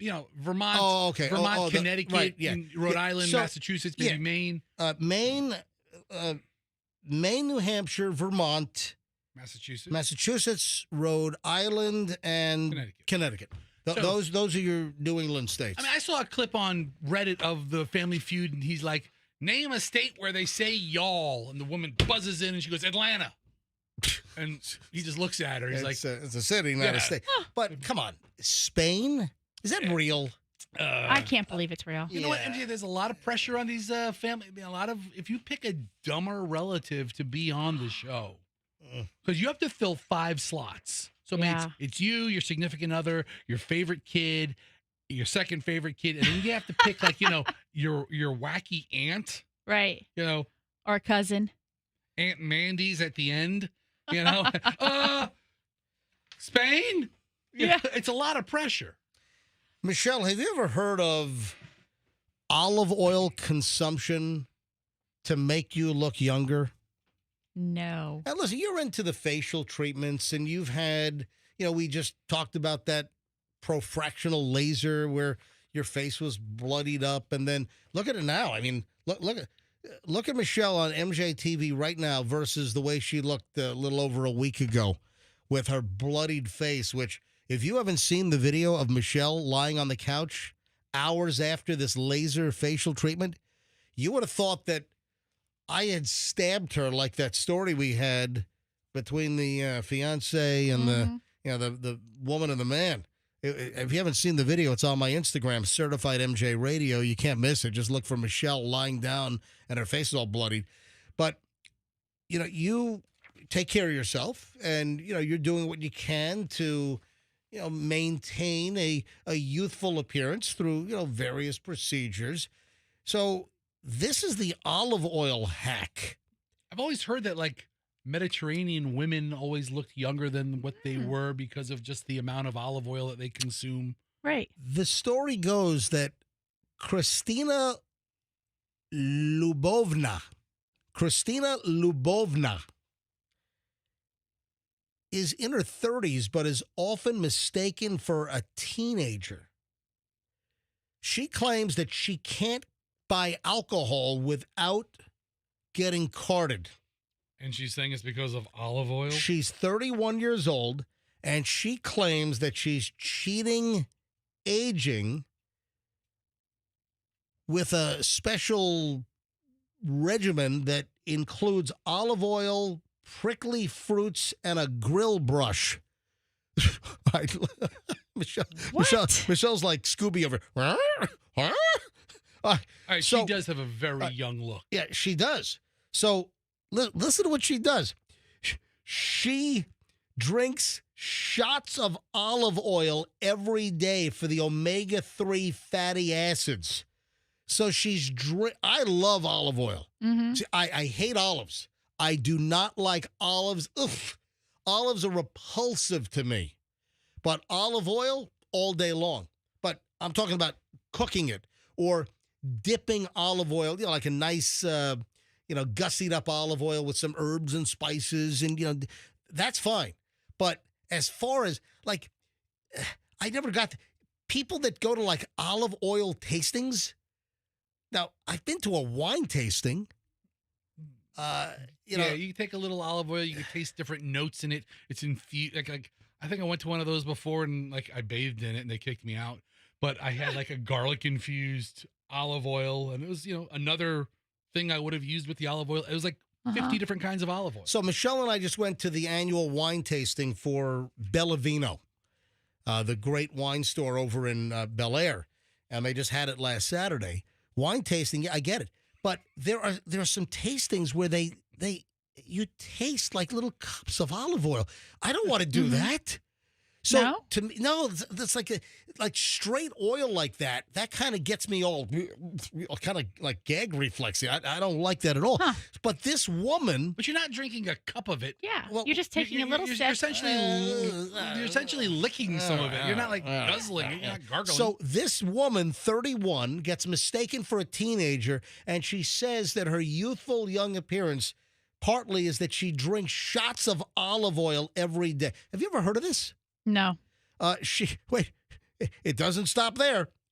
So she also rubs the olive oil on her face with a scrub daddy. Is that Scrub daddy's abrasive? That's the smiley face sponge, So it's like abrasive, not abrasive. It's because it's plastic. So it's a... And again, the scrub daddy should not be confused with the scrub ditty. I'm shocked at this information. Yeah, don't confuse. That's a whole different thing. The scrub ditty is what they use to clean up all the baby oil, which you also don't drink. Different oil. Don't drink baby oil either. Completely different oil. And all the lube. That's the scrub ditty. I'm shocked at this information. All right, so she drinks olive oil. She rubs olive oil on her face with a scrub daddy. What the hell? Oh, listen to this. Banana peels. Oh, there you go again. Wait a sec. But no, she's not. We had a story earlier how a couple of days ago, we had a story about how women are not going for regular Botox. They're just rubbing banana peels on their face. Mm-hmm. The inside, the slimy part of the banana peel, right? Mm-hmm. No, she eats the banana peels. That's disgusting. I have never eaten a banana peel. As far as you know. Do people really eat banana peel? I don't know. She doesn't throw banana peels away. She eats them. She doesn't throw pineapple skins away. She eats them. What the? You're going to puncture your freaking esophagus. You're eating pineapple skins? Does she juice them or something? Does she make them into something different? No, I mean, she eats them because they have allegedly the banana peel and the pineapple skin has a very high density of antioxidants is what it comes down to. I think a lot of fruits, I've always heard like the most vitamins are in the skin. Mm-hmm. You know, That's right. Like a potato skin is, Right. if you eat just the skin, you've done better things than you. Or an apple. Or an apple, right. The apple skin. Have you heard of Brian Johnson? Yes, Brian Johnson. I bought a car from him. I cut the crap. Yes, good guy. I worked over at Walker Ford. That guy. Yeah, I remember him back in the day. Listen, I have seen some reels on this guy, I'm pretty sure. He's like a biohacker. Oh. Is this the guy that spends like a fortune to stay young and he's got his own, apparently he's got his own olive oil out and she drinks his olive oil and uses his olive oil to scrub her face with a scrub daddy. Holy crap. All right, Michelle, I don't know if you want to try this. But... No, not interested. All right. Skip it. I'm just giving you the details. You can make your own life decisions over there. I think I saw this Brian Johnson once give a whole talk about where the olive oil is from. And if it's like Italian olive oil, it's not made with the right trees. It has to be made like on a strip of land, like in Morocco or something. Oh, wow. Yeah, it's in Really? the same neck of the woods, but just the different dirt and different qualities about it. But yeah, some people are really into this. Let's discuss the sound of silence. All right, so here's the deal. I have admitted to this. I even mentioned this recently. I cannot fall asleep in total silence. I have got to have, and Michelle, you hate this, right? Oh, yeah. Last night it was a big problem. So I like listening to the radio. This has been like this since I was like 5 years old. What do you listen to on the radio? Sometimes I'll turn some talk radio on. Sometimes it's some music, whatever. It's a variety of things. But I have to have What crap talk show is on at 11:30 or 11:45 at night? the Bigfoot show. Yeah, I mean, All right? It's is he still on? It's the alien implant up the butt show. It's the alien kidnapping and Bigfoot and They still do that show? the chemtrails and all that crap. All right, so here's the deal. Listen, I don't need to go down that rabbit hole. I'm just saying that I need oral stimulation to get the let me be oratory no it is oral. It's AURAL. Yes, it is. It's oral. So folks, get your mind out of the gutter. All right. So I need audio or oral, AURAL, oral, which the Fester just brought up the definition, relating to the ear or sense of hearing. Oral. Hey, play the talking dictionary. Oral. Hit it. Oral. See? Oral. Oral. So I need, and I love oral stimulation. So it's just playing stuff on the radio. So I need it. Fester, you don't need to play ORAL. It sounds exact. It's the same pronunciation. Well, let's hear it. We make jokes here. Fine, go. We do make jokes. All right, go ahead. Oral. All right. Whoa, why is he saying it? Yeah. Oh, yeah. The girl saying the other one and the guy saying this one? Yeah, give me the girl Oral. saying. How about we swap these two out? Yeah. You give me- Oral. Yes. Yes. Fantastic. All right, but listen, I'm Oral. not. All right, Fester, knock it off. Stop it. Michelle, like the guy saying. So I'm not the only one. It turns out that silence keeps 38% of Americans up at night. Oral. All right, Fester, knock it off. That keeps me up at night. You know what? That's actually not true. That puts me to bed like a champ. Some oral's going to keep you up at night. Well played, Fester. All right. Okay, all right, Knock it enough off, of you guys. Now, seriously, new research is out, new survey. 38% of Americans now rely on background noise to fall asleep. And guess what? It's even higher. It's almost 50% of Generation Z. Yeah. So that's Chloe's age. You know, Chloe's 23. So Generation Z is what, like 1997 to like 2012? That's Generation Z. Julian needs it for sure. Yeah, my wife has like the static sound or like Oh, the wave yeah. sound, and she loves the white noise. Yeah, and I hate it. Like the surf You do? crashing. Yeah. It doesn't help you? Oral. I much prefer that. I mean, between listening to static and a bunch of, I'll take this 10 times out of 10. So the sound of silence is a problem for me and many others. Oral. Stop it! Stop. Have you heard this? Have you heard this version of? Who is this?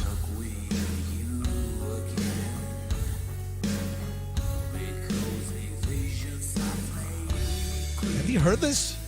Oral. Professor, stop. The sound of silence. It's like a heavy metal version. So this is a band called Power Song.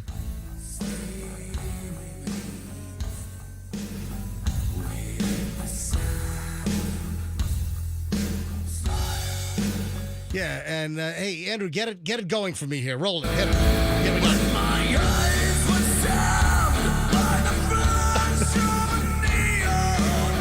This is great. This is terrible. Why are you making a face? This is great. Here.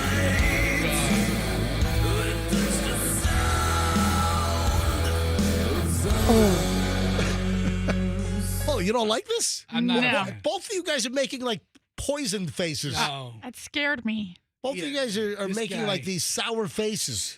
This guy's whole thing is just to take ballads and make them like this. There's also another version of Simon and Garfunkel's "The Sound of Silence," which was done by Disturbed. Can we hear Simon and Garfunkel's version? No. The good one? That's sleepy. That's very, very sleepy. Hey, can I shout out the TPD? Wow. Good on the Tampa Police Department. And I don't know why anyone does this. This is just a recipe for freaking disaster. Why does anybody on flimsy little jacks from AutoZone climb under their car or truck in their driveway? Oh, you get in the zone. AutoZone. Why does anybody do this? It's like anytime I see people like working on their vehicle in their driveway and they got these little metal sticks from the auto parts store holding their car up, I'm like, oh my God. That's not gonna. It's like this is like 8 seconds away from this guy getting a face and a skull full of transmission. Or even the hydraulic jacks where you have to just turn the Oh. handle to let the hydraulic out. Dude, this is just a major fear. You got to buy ramps, man. Guess what? Guy was under the car. Car fell on him.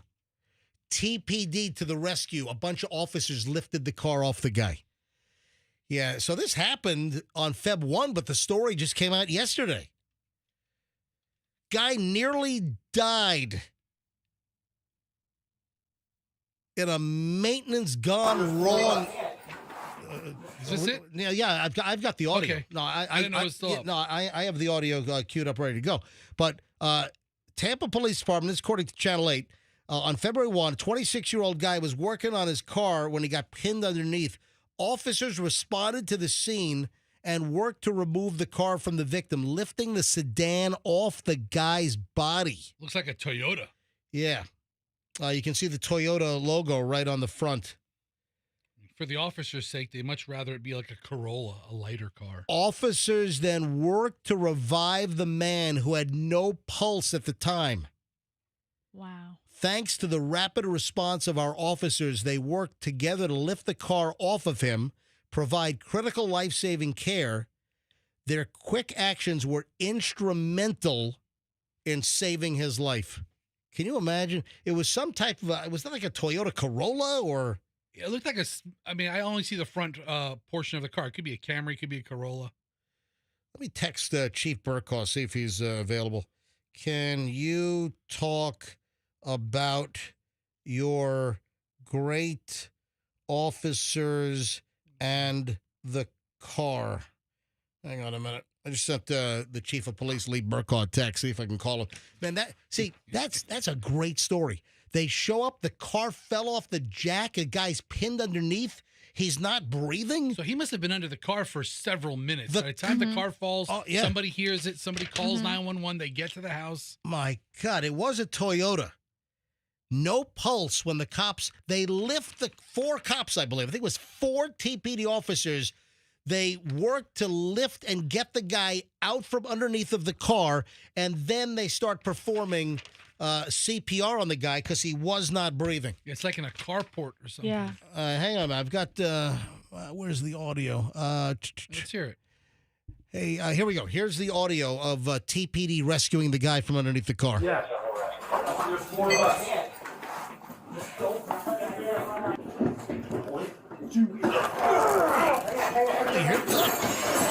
They're lifting the car. They're getting...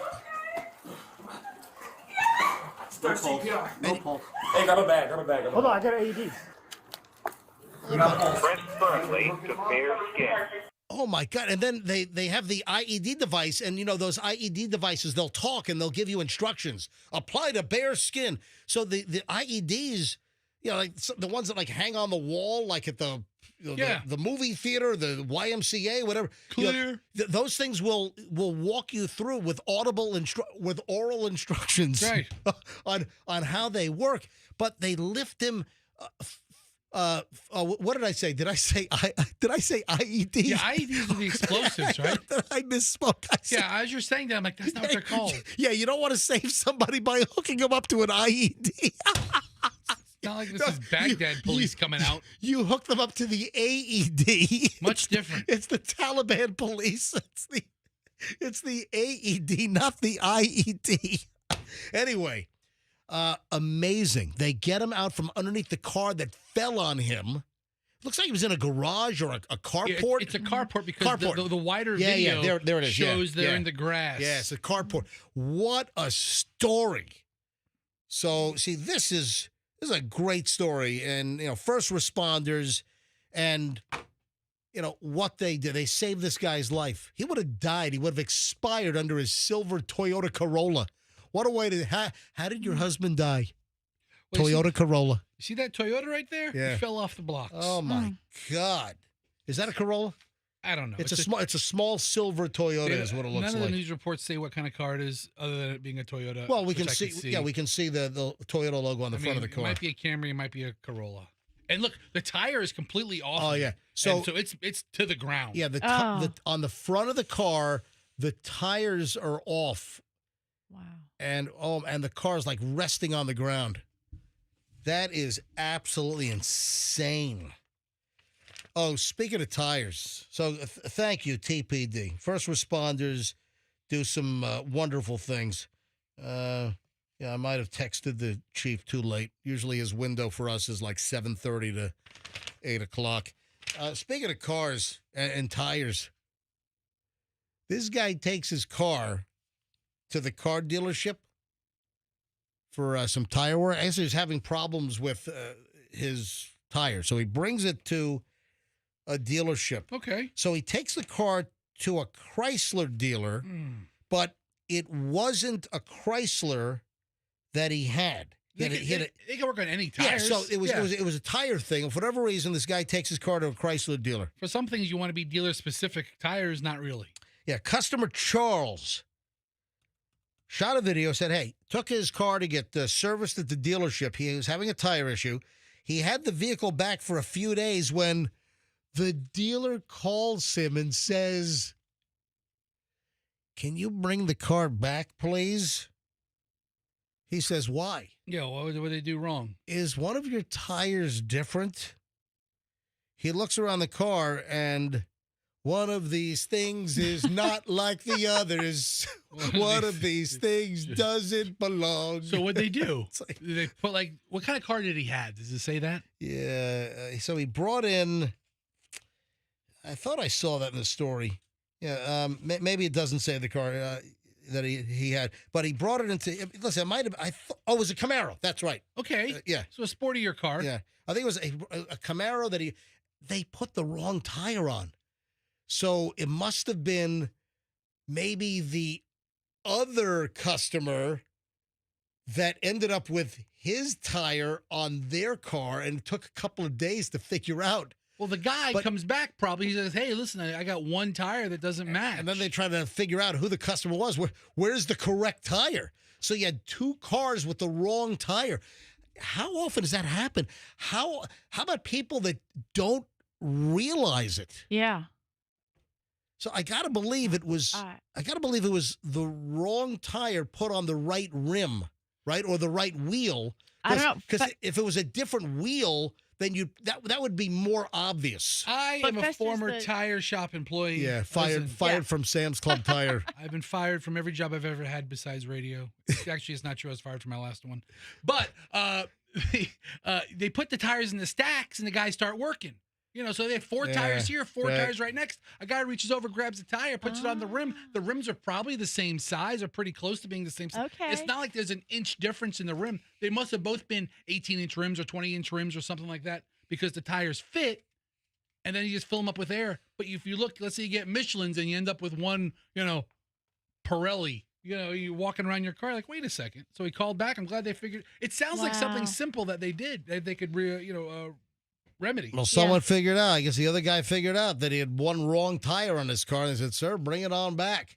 But I'm sure there are people driving around that it's not discovered. Maybe it's like months down the road, or maybe it's the next new set of tires. Ma'am, you know that you got. But also, you got people that intentionally do this. Have you seen the people that just buy the cheapest damn tire? Doesn't matter. They've got like all 4 tires are different brands on the car. I've seen this before. Different brands and different points of their life.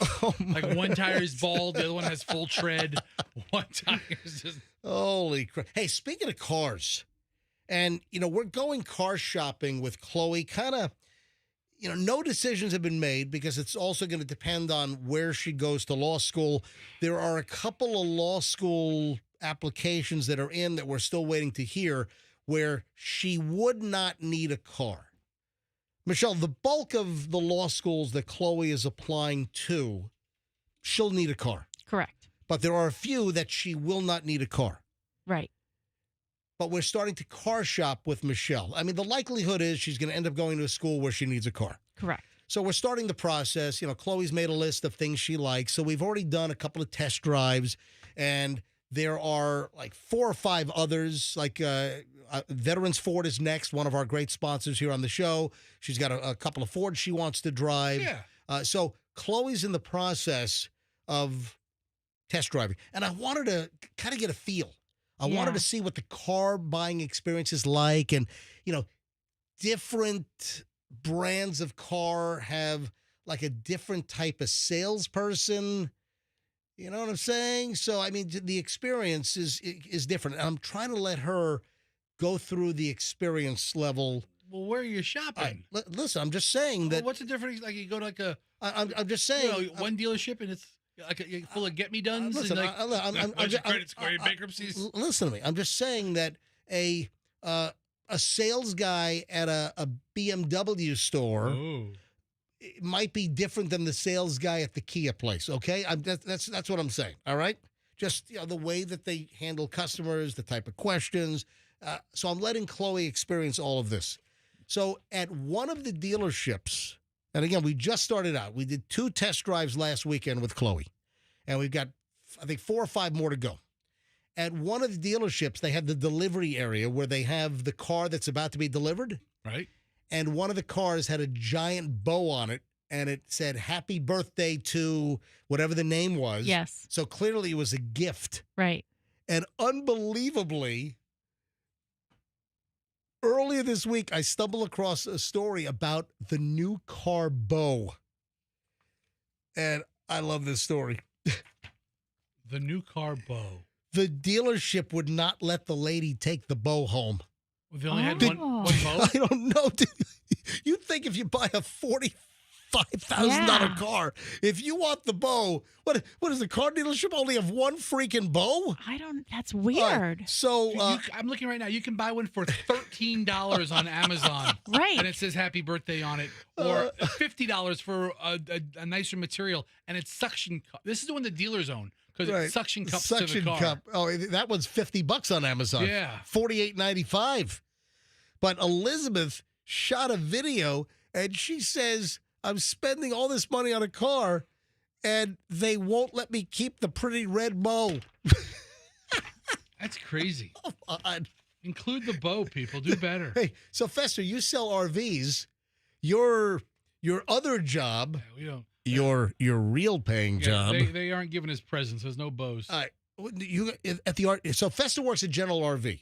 So if you're looking for an RV, what? Don't come see me.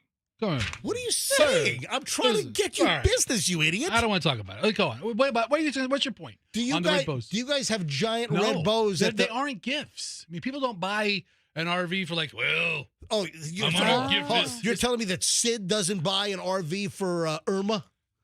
No. I mean, Sid's usually in on it. All right. But no, it's that's insidious. But these car dealerships, you can buy them for $13. Well, that's the cheap side. I mean, that's what, some dealerships Man, go Amazon's got everything. You can get a giant car bow on Amazon. There's pages, there's blue ones, there's pink ones, there's gold ones, there's yellow ones. There's Christmas-themed ones. You can buy anything you like. But this woman was all pissed off that the car dealer would not let her keep. She's getting the car delivered in the showroom. They've got the big bow on it. And then she wanted to drive away with the bow. They wouldn't let her keep the bow. Oh, dude, look at all the colors. I know. Pick a color. Green. Green. Boom. Look at them all. Look at them all. Chartreuse. Well, give me something closer. What was that? Like purple? Yes. Purple? Yeah, purple. Look at all the purple bows. Yeah, purple, everything. Every bow's available. Interesting. You know what? I want clear. Let me see if it's available. I want a cellophane. I want a saran wrap bow. They have silver? Oh, man, look at the phone. People are calling about this. Gray? People are actually calling. Bring up my phone screen, would you please? Let me grab Mike Cortez. Mike, you're on the MJ Morning Show. Welcome. Hey, good morning. Hey, I'm a retired Lexus salesperson. We had these bows that we'd put on the car, especially at Christmas time. Oh my God, that Lexus music, that da da da da da da da. My God, I want to like whip out my cig and shoot my TV when that thing comes on. But hey, the dealership, they paid like between $300 and $400 for these bows. What the hell? You go on Amazon, you get them for $13. These were not $13 bows. These bows were nice. They were metal lines where they keep their shape, and they lasted for years. Yeah, so that's the difference. The $13 bow is probably one use, right, Mike? Yeah. But the ones that the Lexus dealer would have every car that's fronted in the front of the dealership with one of them on. I'm out and about. I run into a guy. We have a conversation. Oh, what do you do for a living? Oh, I sell car dealer bows. Look, my old man told me a long time ago. You're right. There's a they millionaire do have a doing car everything. dealer supply. Car dealer supply. Thank you. Absolutely. Thank you, Mike. Appreciate it. You bet. All right, here's another Mike. This is Mike now in St. Pete. Mike, you're on the MJ Morning Show. Hi. Hey, how you doing, MJ? Long-time listener, first-time caller. Thank you very much. Go ahead. Hey, I bought a car from CarMax. I bought a $40,000 Toyota 4Runner. Yep. And when I went to go pick it up, they presented it to me with a big bow on the front hood. And they said, well, you can't take it home, though. We have to take the bow back. It's we only have one. So I said, oh, okay. They've got 1,200 cars on the lot, but just one bow. MJ, look. Yeah. One bow. One bow. Cheryl. One bow. They wouldn't One let it bow. go. All right, thank you, One Mike. bow. We won't let it go. So MJ, Mike. All right, Mike. I just got a text from Cheryl. Thank you, Mike. She got a car from CarMax. There's the yellow CarMax bow. Yeah, look at and that. she says she couldn't keep it. Look at this.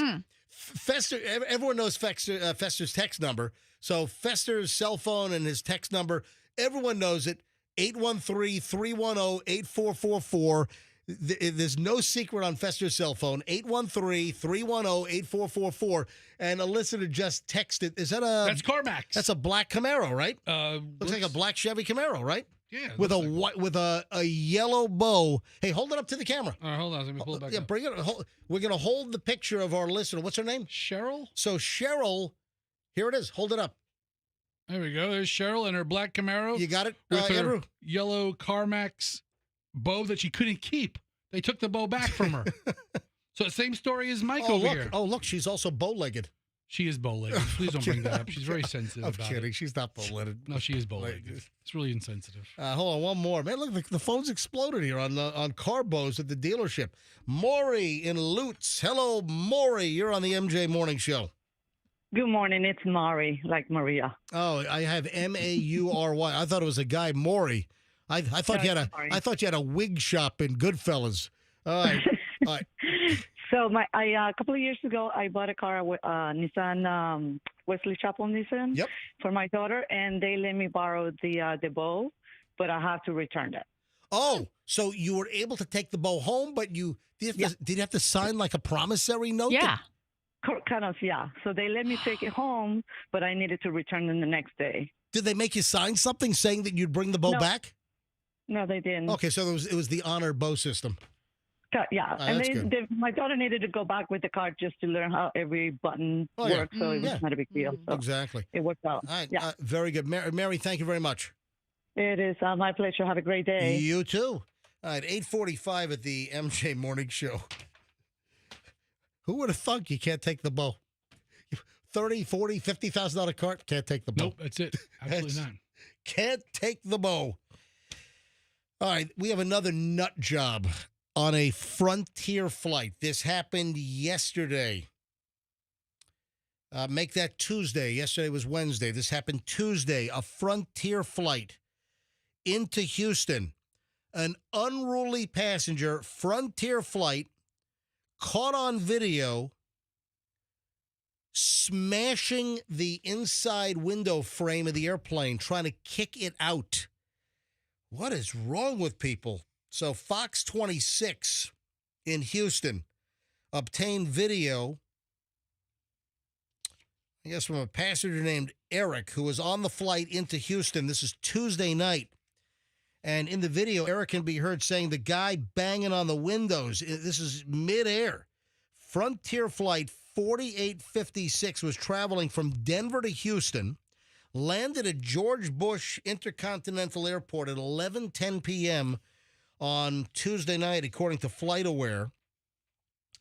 And this maniac smashes out the inner window, which is really just kind of a clear plastic. It's like an airspace in between what you can touch inside the airplane and the actual riveted in window that's on the outside of the airplane. But this guy's bashing it. He cracks the plastic is cracked. Wow. It is gone. And then you had 4 passengers, it looked like in the video, 4 male passengers assist the flight crew, and they have to restrain the guy. And they end up like, I think they use like headphone cords to like tie this guy's hands. But I'm curious because I thought that the emergency like kit that they have on airplanes, most of the flights do have the AED, the defibrillator. They have, some medical items on board, oxygen, and they also, for like unruly passengers, I believe they do have like duct tape. If you got to tape their head to the seat, tape their mouth shut. Not zip ties? They have the zip ties. Yes, zip ties, duct tape. They have the plastic, the nylon, when police do many arrests at like some kind of protest, they'll use the nylon, the big white plastic zip ties. So I don't know why they had to use headphone cords, but according to police, the man tried to speak with a woman in the row in front of him. She didn't respond. The man began punching the seat in front of him and then started bashing the airplane window. He smashes the inner plastic part of the airplane window on this Frontier. Frontier flies Airbus 320s, so that's what it was. Oh, I wonder what animal was on the tail. This guy's an animal on board. Yeah, they should include those in. So the guy cut his hand up, smashing through the plastic window. So there's blood all over. The whole frame is all jacked. He breaks the plastic. The plastic frame is busted. In fact, in the video, once they land, the flight attendant is seen handing like the window escutcheon. The frame of the window, handing the part that fell off the airplane to the cop. Oh, put this in the evidence bag. Yep. But this is where it gets crazy. And I have, here's audio if you want to hear this. Here's some audio from the video taken on the flight. And then you got to hear the finale. You got to hear what actually happened to the guy that went nutso on the flight. Listen. So.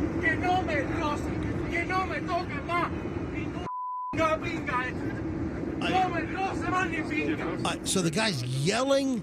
So this is ambient audio onside the airplane. The guy's like screaming some incoherent stuff. Then listen to some of the eyewitnesses. Right. So here are some of the eyewitnesses from the flight, from this news report. Well, another incident aboard a commercial airplane. Several men restrained a fellow passenger after they say he began punching a window mid-flight until part of it broke. Fox 26's Dominic Keith is live at Busch Intercontinental Airport, where the plane landed there last night. Dominic. Yeah, Caroline, it was certainly a frightening flight for a lot of folks on board that Frontier Airlines airplane from Denver to Houston last night.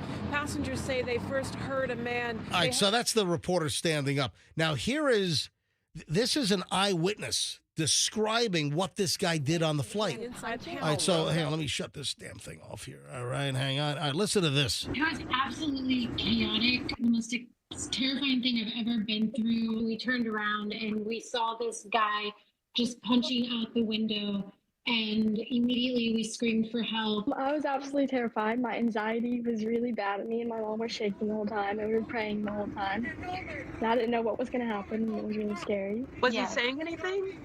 He was screaming in Spanish. I just thought, like, we were not having another 9/11. Like, this is not going to happen. And I was just so thankful that my husband and the other men jumped in immediately so that he didn't break the second panel. All right, listen to this. We were using shoestrings and belts, headphones even. Shoestrings and belts and headphone wires to restrain the guy. Does Frontier not have plastic handcuffs? Nope. Come on, I thought that was standard. No, they don't have leashes for the animals on the back of the tail. And then this is the shocker. So wrapping this thing up, this is the shocker. The plane lands in Houston at George Busch International. Guy's not arrested. What? Is let him go? Yeah. Frontier Airlines declined to press charges against the guy. So as of now, no charges.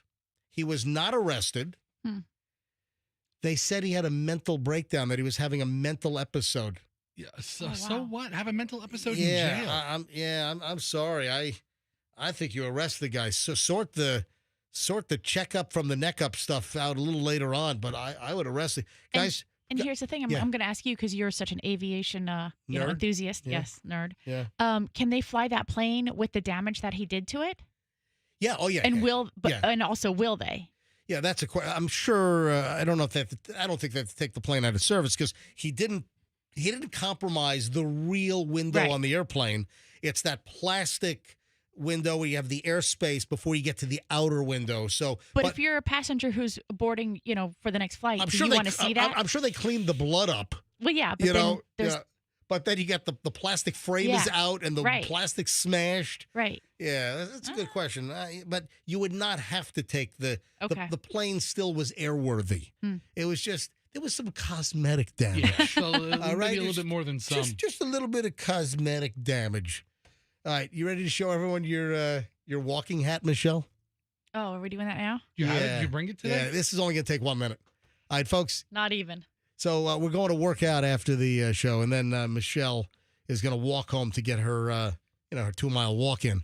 So it's sunny out, and Michelle is very conscious of the Florida sunshine and what it can do to a woman's skin. Right. So Michelle has her Taliban burqa hat. Fester, look at her. Oh my God! Wait, if it's really sunny. All right, so all right, folks, you got to look. You got to look at MJ TV. Oh, Michelle. So this is what Michelle is. Man, I would think you just got out of Afghanistan or something. Are you robbing a bank on your way home? No. Oh, there you go. Yeah, I'm with you, partner. Let's go. All right, look at MJ Fester or Michelle. Move the microphone out of the middle of your face. Yeah, so move it out of the. Look at Michelle right now on MJ TV. It is a it's like a burqa. I'm telling you, you're like a woman going through looking through the ice slits in Taliban-controlled Afghanistan. So it's Michelle's burqa walking sun protector getup, and it's a hat, and it goes down the side of her face. Then there's a whole veil that It's removable. Where's your copy of the Quran? You got to. The veil is removable, but MJ, so a couple of months ago on your Instagram, you posted a picture of Michelle wearing a ridiculous caped hat. Yeah, and that's it. Yeah. But she was only wearing the hat with the sides and the neck protection. She doesn't have the whole veil part pulled up. You've worn you've. Oh yeah. And the funny thing is, you see other people walking that and I'm like, "Hey, Mark," and he's looking and he's not responding, and I'm like, "Mark," and he's like, Who the hell's Michelle? Yeah, who the hell is that? Michelle, if we were on a game show where there was a secret contestant, that would be what they would wear. Really? I can't, is that good? There's no feature. I mean, it's completely anonymous. There's no feature. Take a look at MJTV, and you can go back and look at it later on. You know what I'm going to do? I'm also going to. We're going to go to break here in a second because we're about to wrap up over an hour and 20 minutes of nonstop MJ. I'm going to shoot a quick video and put it up on my Instagram during the commercial break. So. Stand by. Hey, 9 o'clock hour is coming up. If you're a marijuana smoker, you got to hear this. If you or anyone you know smokes marijuana, you got to hear this next on the MJ Morning Show.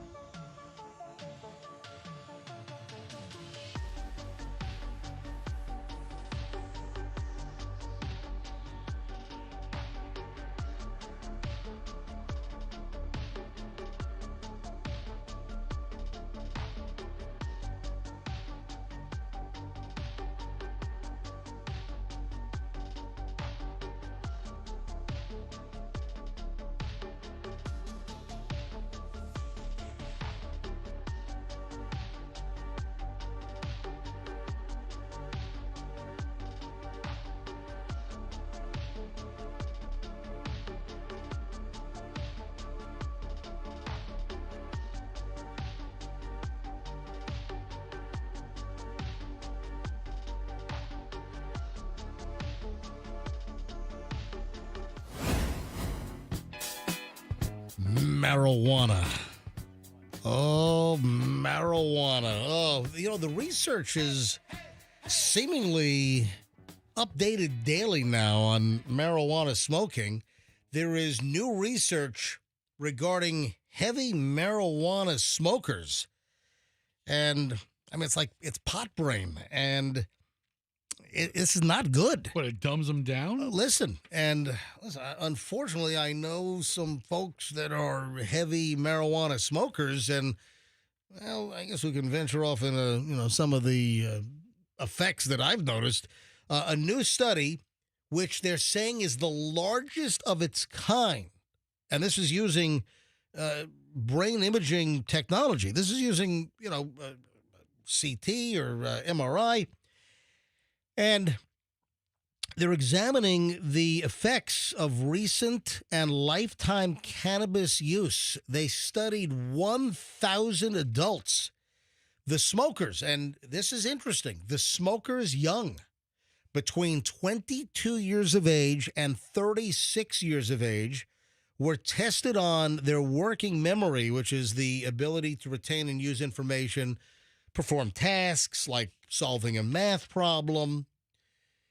Neural response was measured through 7 cognitive tests, probing working memory, reward, emotion, language, motor skills, such as tapping a finger to map brain control, relational assessment, and theory of the mind.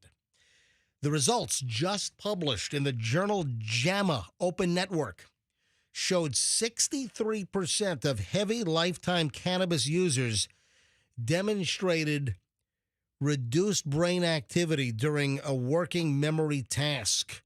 So this is like normal stuff, like just normal. It's not like heavy duty. Oh my God, you're going to put your brain to the test. You really got to rack your brain on this. Just normal working memory tests.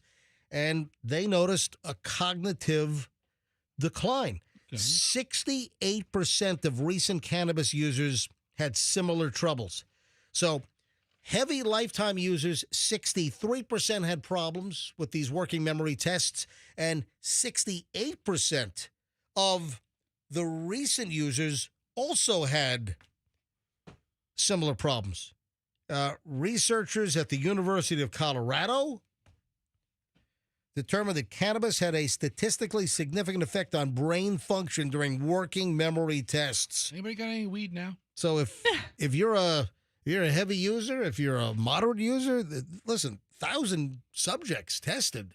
Did you really expect a different result, though? I did not, but you have a lot of people, though, and you have so many people that here in Florida, under the guise of medical marijuana, yes. Their medical is recreational. Now, are there plenty of people that do smoke pot for benefits because of medical issues. My glaucoma. And listen, bottom line is there are medical ailments that people have where marijuana has been shown to be effective. I don't even know what glaucoma is. But listen to me. How many people? First of all, how many of these dispensaries are around town? I drive down some roads, and they're like within like a half a mile. There are 4 dispensaries. There are names. There's like some monkey puke now on Dale Mabry. Monkey something. It's called monkey puke. I don't know. But I mean, Michelle and I, we went over to Pinellas recently, and we're driving on some roads. Like I think we're on East Bay, and I'm just passing like all these different names. And you know that a lot of these dispensaries, which listen, the medical marijuana dispensaries have been around for a long time, but in the last like year and a half, a whole bunch of new dispensaries opened up because they were gearing up for the passing of the bill for recreational the recreational marijuana amendment, which didn't pass. So you have all these. There's like too many of the medical marijuana places now. How many will be able to cling on for the next vote in 4 years or whatever it comes back around again? But the number of these places are drastic. The question though I have is, what percentage of the people that go to the medical marijuana dispensaries really need it for medicinal purposes versus the percentage of the people that are just recreational, want to smoke a doob? It's not free. I mean, they have to pay a lot of money to get that license. Of course. Who are you talking about? To get the individual to get the medical card? I think you have to meet with a doctor once or twice a year. You have to pay a couple of heavy fees. It's a couple $100. It's not nothing. Well, people are doing it. I'm telling you, there's got to be a high percentage of folks. But I'm telling you right now that the new study's out, and it messes with you. It messes with your brain. And I've known people that are heavy users, and some of the people I know that are heavy users, just kind of a dulled personality sometimes. Then I've known other individuals that with heavy use just make bad decisions. They're erratic. Yeah. I know several individuals, and I've had recent experience with a heavy marijuana smoker who I think it really messed with judgment, and they did a lot of stupid things. And I think the only explanation is ridiculously heavy marijuana use. So hey, listen, take it at face value, whatever you want to take it as. You take it how you want it. Yeah, if you want to see me not smoking weed this weekend at the Ybor Night Parade, I'll be down there with the Rough Riders having a good old time. Yeah, with a big old cigar. Big old cigars. And with actual cigar tobacco. That's right. All right, I got to hold up 2 things to MJTV. What do you got? I've got a couple of things that are pizza related. So remember, I've talked about my buddy Scott Wiener. Scott Wiener is the owner of Scott's Pizza Tours in New York. I'm going to tell you right now, folks, and Michelle can attest to this. On Sundays, they do the school bus yellow bus tour. And Michelle, we've been on a couple of these. Yeah, at this they're point. Fun. They're great. So if you're in New York, I'm going to tell you right now.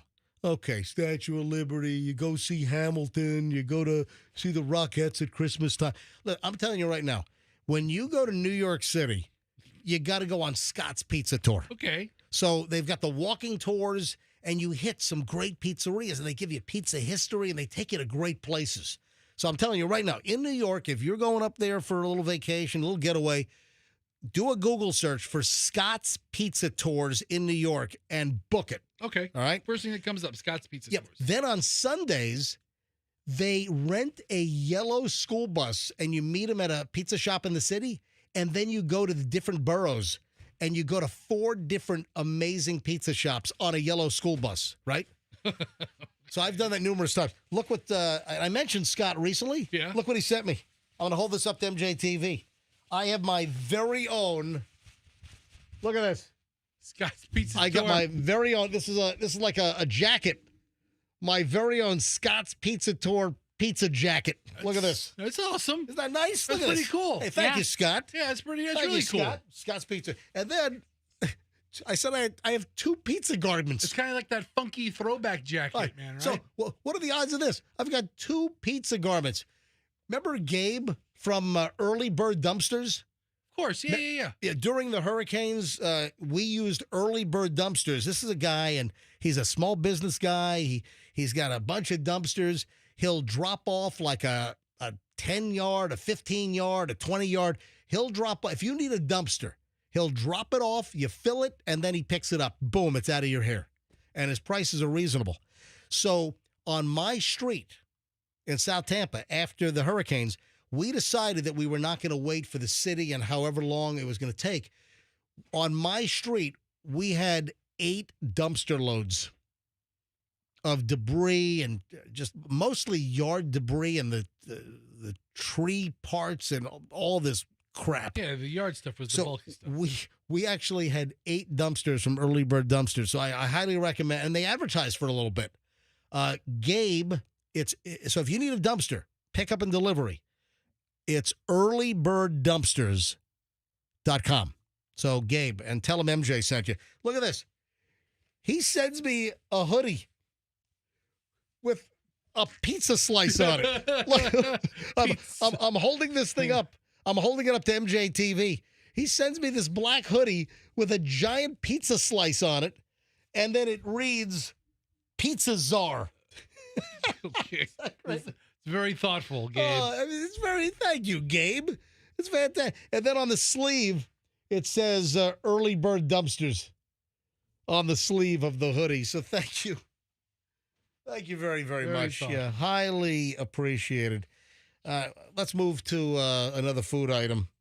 Is this true or false? See, I don't buy ice cream in the store because I make my own ice cream, and Yes. it is phenomenal. But for us peasants who actually go to the store to buy ice cream, ask me anything. I didn't call you a peasant. Out Knock it loud, off. out loud, Knock out it loud off. you did Anyway. it. Out loud you did it. Is it that difficult to find Ben and Jerry's just plain vanilla?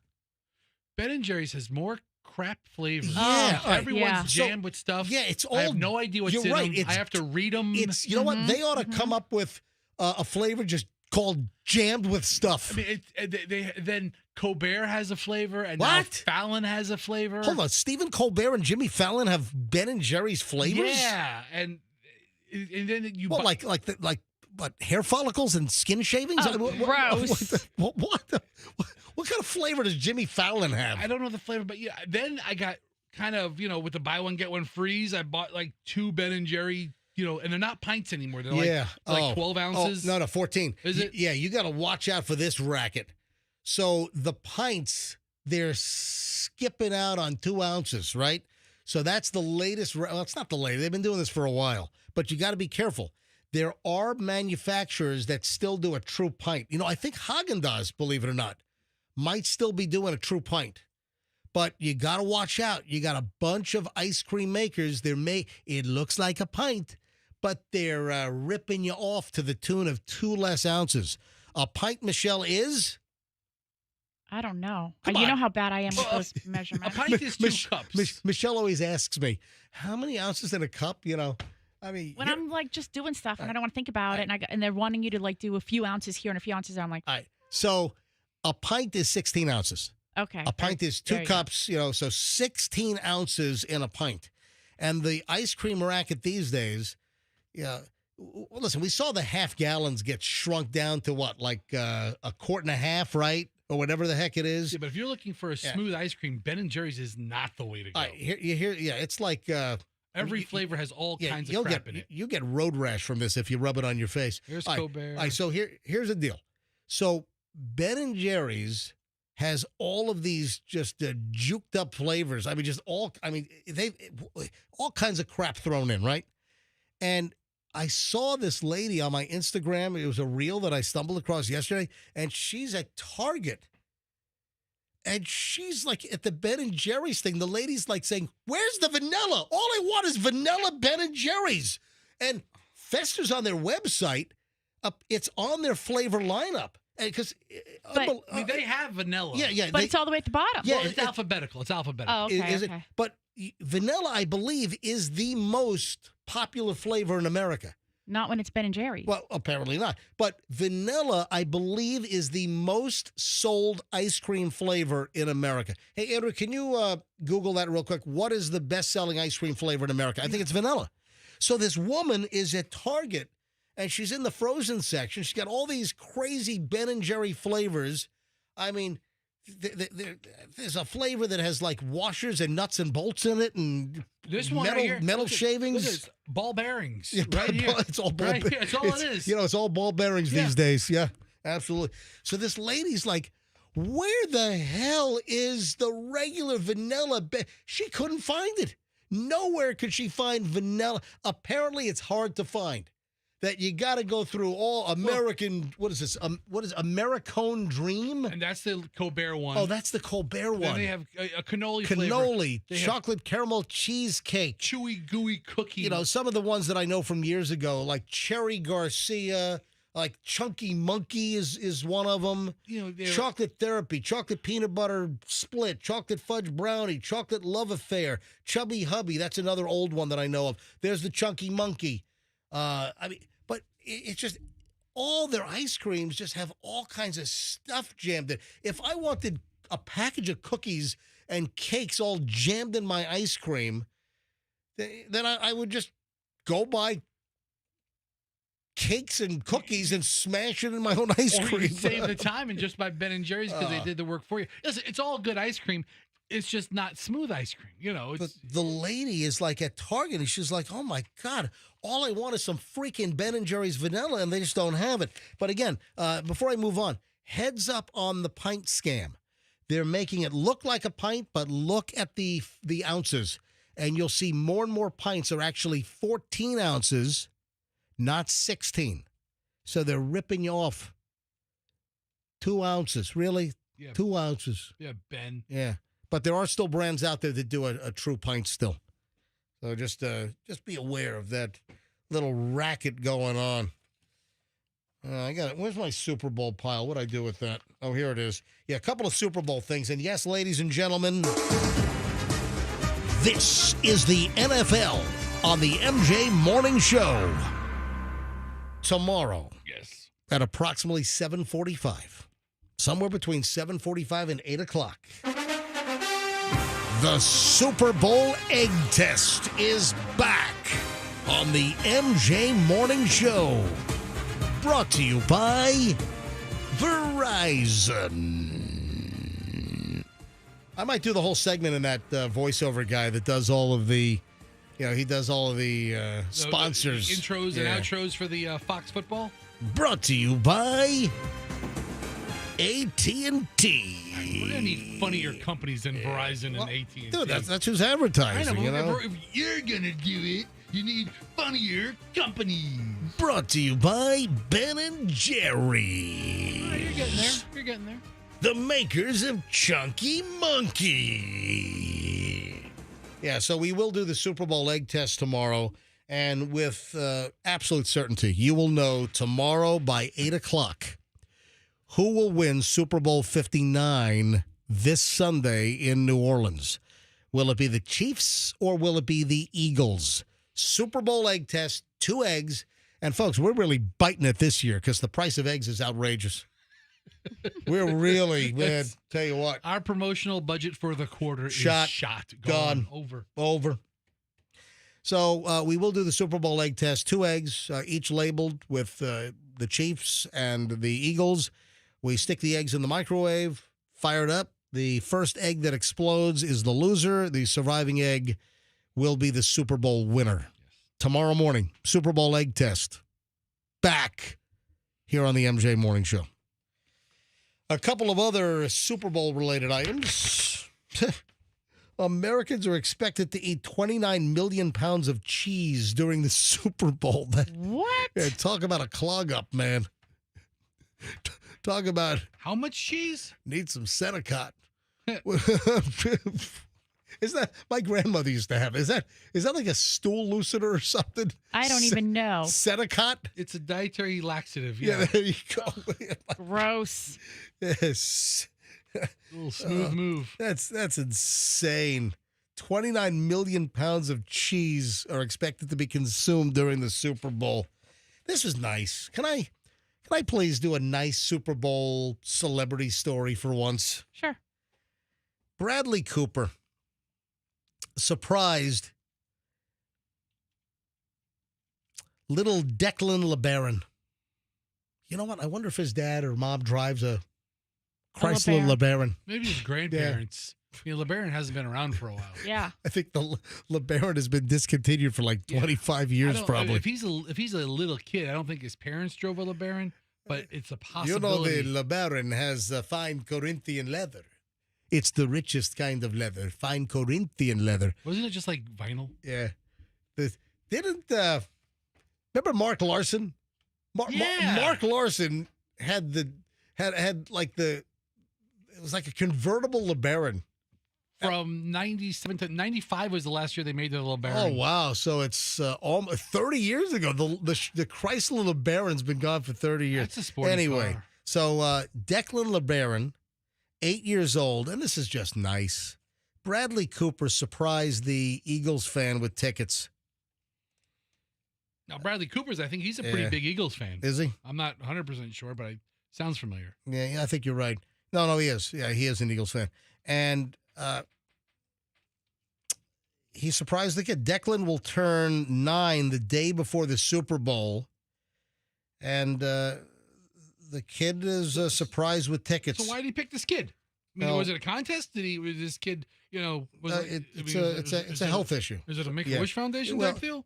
No, it's not. Asking. No, it's not Make-A-Wish. Well, okay. Declan has systemic juvenile arthritis. He's 8 years old. He's going to turn 9 on Saturday, and he's been hospitalized 17 times. So he has this debilitating arthritic condition.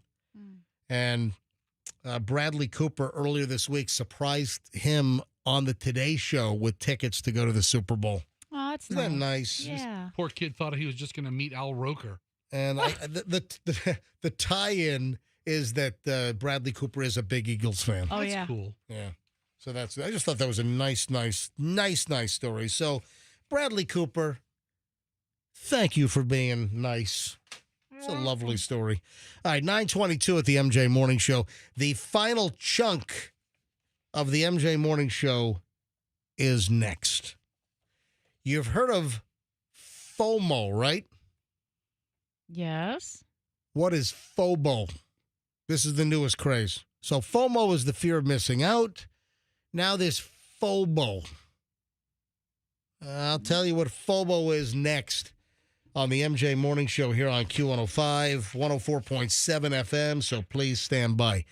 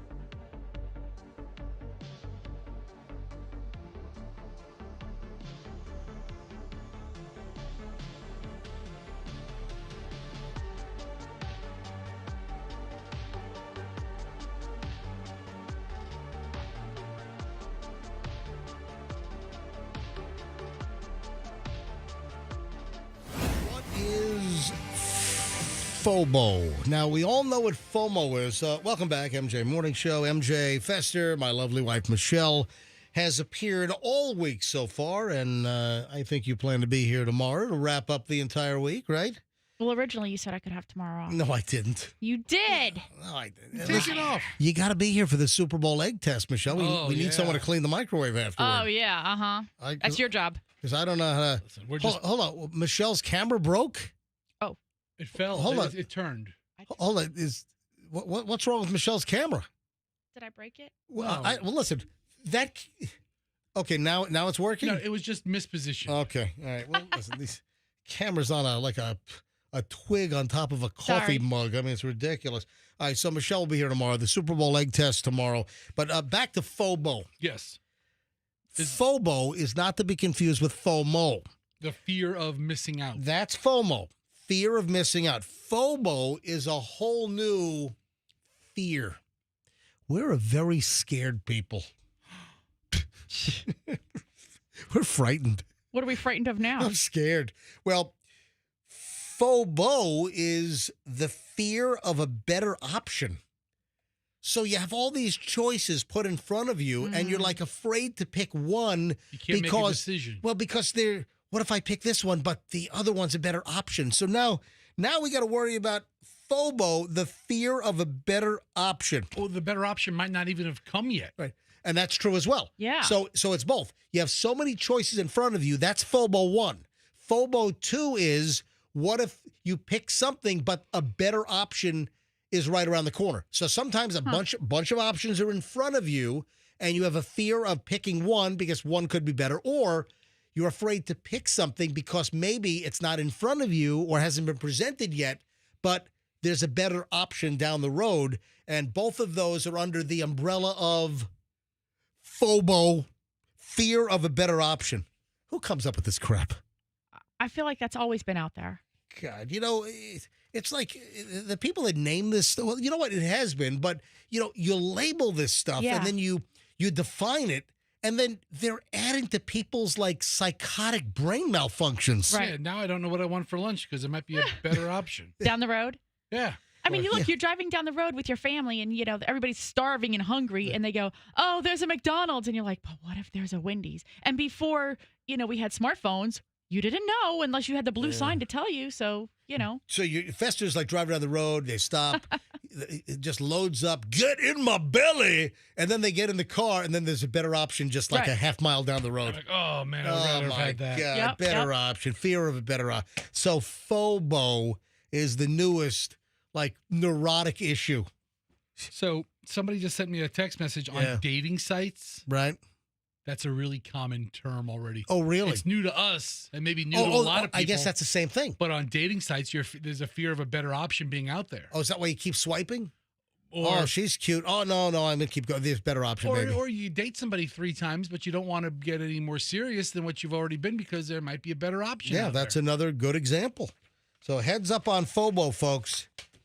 All right, who didn't know this? Who did not know? AC/DC, Michelle. Mm-hmm. And you like AC/DC. Sure. What does AC/DC stand for? Where did AC/DC, and they're coming. When Andrew, what's their date? Don't we have AC/DC coming? Is it the spring or early summer? AC/DC coming to Tampa May 16th at Raymond James Stadium. AC/DC, Raymond James. So I don't think we talked about the name. I don't think we've ever had this specificity, Andrew. Michelle, are you looking it up? No. Don't look it up. I got my AC/DC T-shirt on. I know. Let me see. Is there a clue? Hold on. Is there really? a clue? Holy crap! You're like Beavis and Butthead over there. So which one would hold you on. be? I didn't even know because I can't see you. Yeah, well, I have my AC/DC T-shirt on. In the new studio, we'll be able to actually have better eye contact. Yeah. If we ever move into the new studio, it's like know. one wire gets connected and then it's like shut down for 3 weeks. Okay, boys, let's take a break for a month. All right, so here's the deal. AC/DC, Michelle, what do you think it means? Something with electricity. That is correct. Yes. But I don't know. Yeah. I don't know anything about electricity, so I wouldn't be able to say anything more than that. Do you know what in electricity speak? Do you know what AC stands for? Air conditioning. No, Nice. well, Air no. conditioners need you know what? That electricity. might be an acceptable answer. Yeah. No, alternating current. Boo. So, did you say boo? I know, it's really Are you boring. booing alternating current? Okay, that's way above my head. I don't want to know anything more. And do you know what DC stands for? If the other one's alternating, then the D is direct. It is. It is. DC is direct current. AC/DC. So they actually do get their name from AC and DC when it comes to electricity. And a lot of people don't know that, but apparently it was a sewing machine. A sewing machine's label. That was where they got the name for AC/DC. a sewing machine. Founding members Angus Young and brother Malcolm were brainstorming names for their band. And their sister-in-law, Margaret, suggested the name AC/DC, which was inspired by her sewing machine's AC adapter. You know, the little black box. And this is years ago. Okay, so it wasn't the name of the sewing machine. It wasn't like... there's no. I'm asking. No, Singer makes sewing machines. There was no AC/DC sewing machine company. Let's call the band Singer. Right. Let's name it after Brother or powers of Juki. I think Juki is a big commercial sewing machine. I've just seen in all the sweatshops that I visited, I seem to see Juki machines. So that's where it came from. And then the lightning bolt, it's power related, so AC/DC, but some people might have thought it comes from electricity, but it actually was from the sticker, the label on a AC adapter for the sewing machine. That's where they got ACDC. And I think this is fantastic. What are they doing? If you're an adventure-seeking couple, Busch Gardens wants you to know they have the Valentine's Day for you. So a couple of events. Yeah, Busch Gardens is offering up the all-new Sunset on the Serengeti. It's going to be Saturdays throughout February. Starts at 5:30 p.m. It's right around sunset. Right now the days are getting longer, so it's going to be a little before sunset. Do they take you out in that van with that truck with no top that you feed giraffes out of? Here's the deal. You can go on a scenic safari tour, and then there's a walking tour of Edge of Africa, so you'll get the close-up views of the African animals. You'll get to see the hippo. You'll get to see hyenas and giraffes and lions, and then it'll end up at the Treetop Kitchen. You'll have a romantic dinner, complimentary cocktail. You'll get the big view of the Busch Gardens Serengeti plain right in the middle of Temple Terrace. Very nice. Yeah, it is. Right. But this is the best part, is that you can also enjoy an exclusive ride over to Montu or Cobra's Curse. And this is so after dinner, they'll take you to the roller coaster. Well, hold on a second. And then they leave you on it for 2 hours straight. It just runs over and over and over again until you hurl all over your date. Now, what is more romantic than that? Nothing. All right. That's about it. Okay, I made the whole last part up. That's Michelle, I'm kidding. But no, they will give you a ride after dinner over to the roller coasters. But just one ride might cause that reaction. Yeah, I mean, how many roller coasters do you want to go on after a big dinner at the Treetop Kitchen? Valentine's Vomit Comet. What do you think? That's the Valentine's. Yeah. That's their offer. So, I mean, you have to have a ticket to the park, but for what it costs, it's actually pretty reasonable. It is. $45, is that right? Yeah, well, I think it's very reasonable. That seems like a really fun night, unique night out. Yeah, so, check the prices, but it's the Busch Gardens Valentine's night event. Now, they're going to do, I guess, for the extra romance, so the I guess the base level is going to be throughout February. So that's going to be like the base level event, but then they're offering the Valentine's Day night event, and that's going to be 8 p.m. to 10 p.m. on Friday, February 14th, and then again the next Saturday on the 15th. That's the $45 ticket. But the Sunset on the Serengeti, that's going to be Saturdays throughout this month, throughout February. That starts at 5:30. That's cool. So prices are going to vary for the different events, but it sounds very, very nice. I love when Busch Gardens does cool things. That's very, very nice. Man, I'll tell you what, you got to clean this stuff up, man. If you don't get ahead of this, you're just itching for a lawsuit. What am I talking about? You know when, and a bunch of teams do this, you know when, like a professional sports team, they invite fans to bring their, dogs to an event? Tampa Bay Rays had Dog Day. That's what. Really? Exactly. So I think this is one of the tricks up the sleeve of just get people in the stadium. Exactly. Bring your dog, special, what are some of the names? I think it's a promotion for teams that don't draw well. Dog in the Park or Bark in the Park. Oh, yeah, there you go. Bark in, I think that's a name that I've heard of. So don't we have a promotion called Bark in the Park, Andrew? Sounds familiar. Q105 is a part of something. Wait a second. I knew I heard of it somewhere. Hey, Andrew, turn your mic on. So we have Q105 is sponsoring Bark in the Park. What park do we know? I haven't heard the promo. Yeah, well, Bark in the Park. Is that Tampa? City of Tampa, Bark in the Park. That's City of Tampa. It's this weekend. It's Saturday. I heard a commercial for it this week. I knew that's why it sounded familiar. Bark in the Park is back on Saturday, February 8th at Curtis Hickson Park. A 1-mile walk for the animals along Tampa's beautiful downtown river walk. Anyway, so we have a professional sports team. You might have heard of the Miami Marlins. I heard of them. Have you heard of the Marlins? They are another team that doesn't draw well, so they need cheap promotions like bring your dog to the park. You don't see the Red Sox or the Yankees doing this. So they're doing the bark in the park thing, right? Okay. Miami Marlins, and you got a fan. This happened some time ago. A fan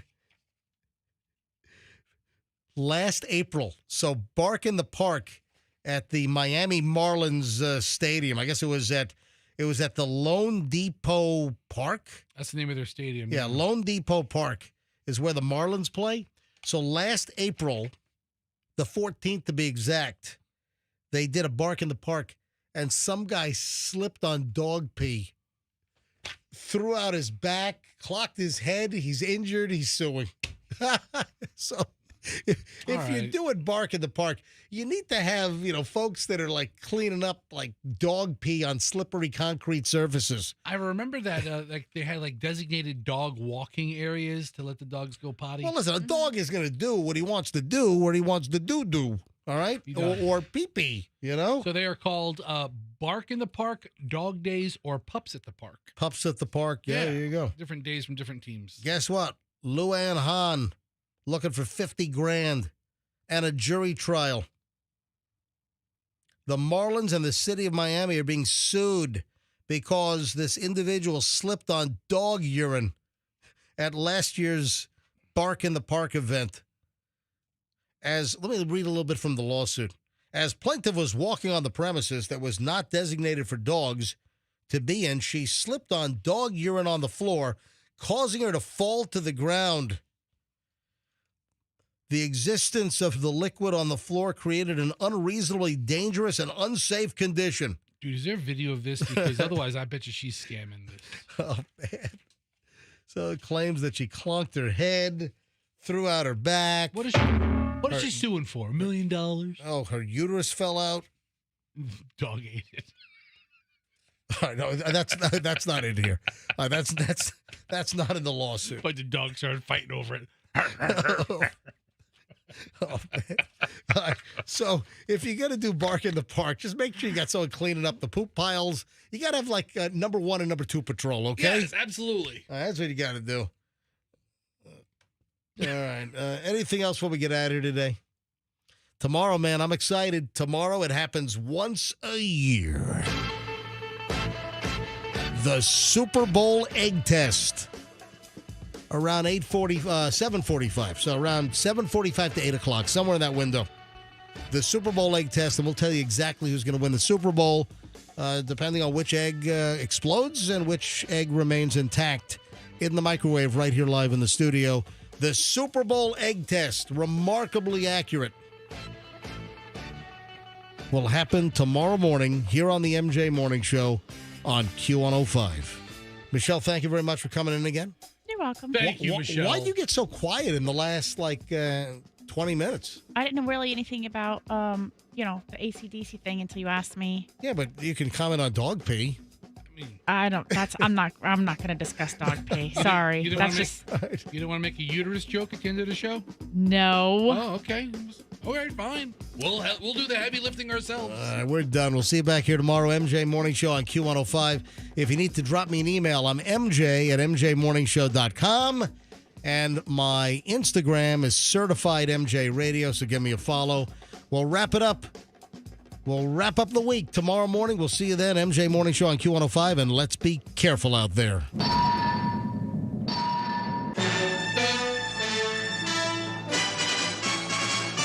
The Q105 app is your connection to all the big contests, powered by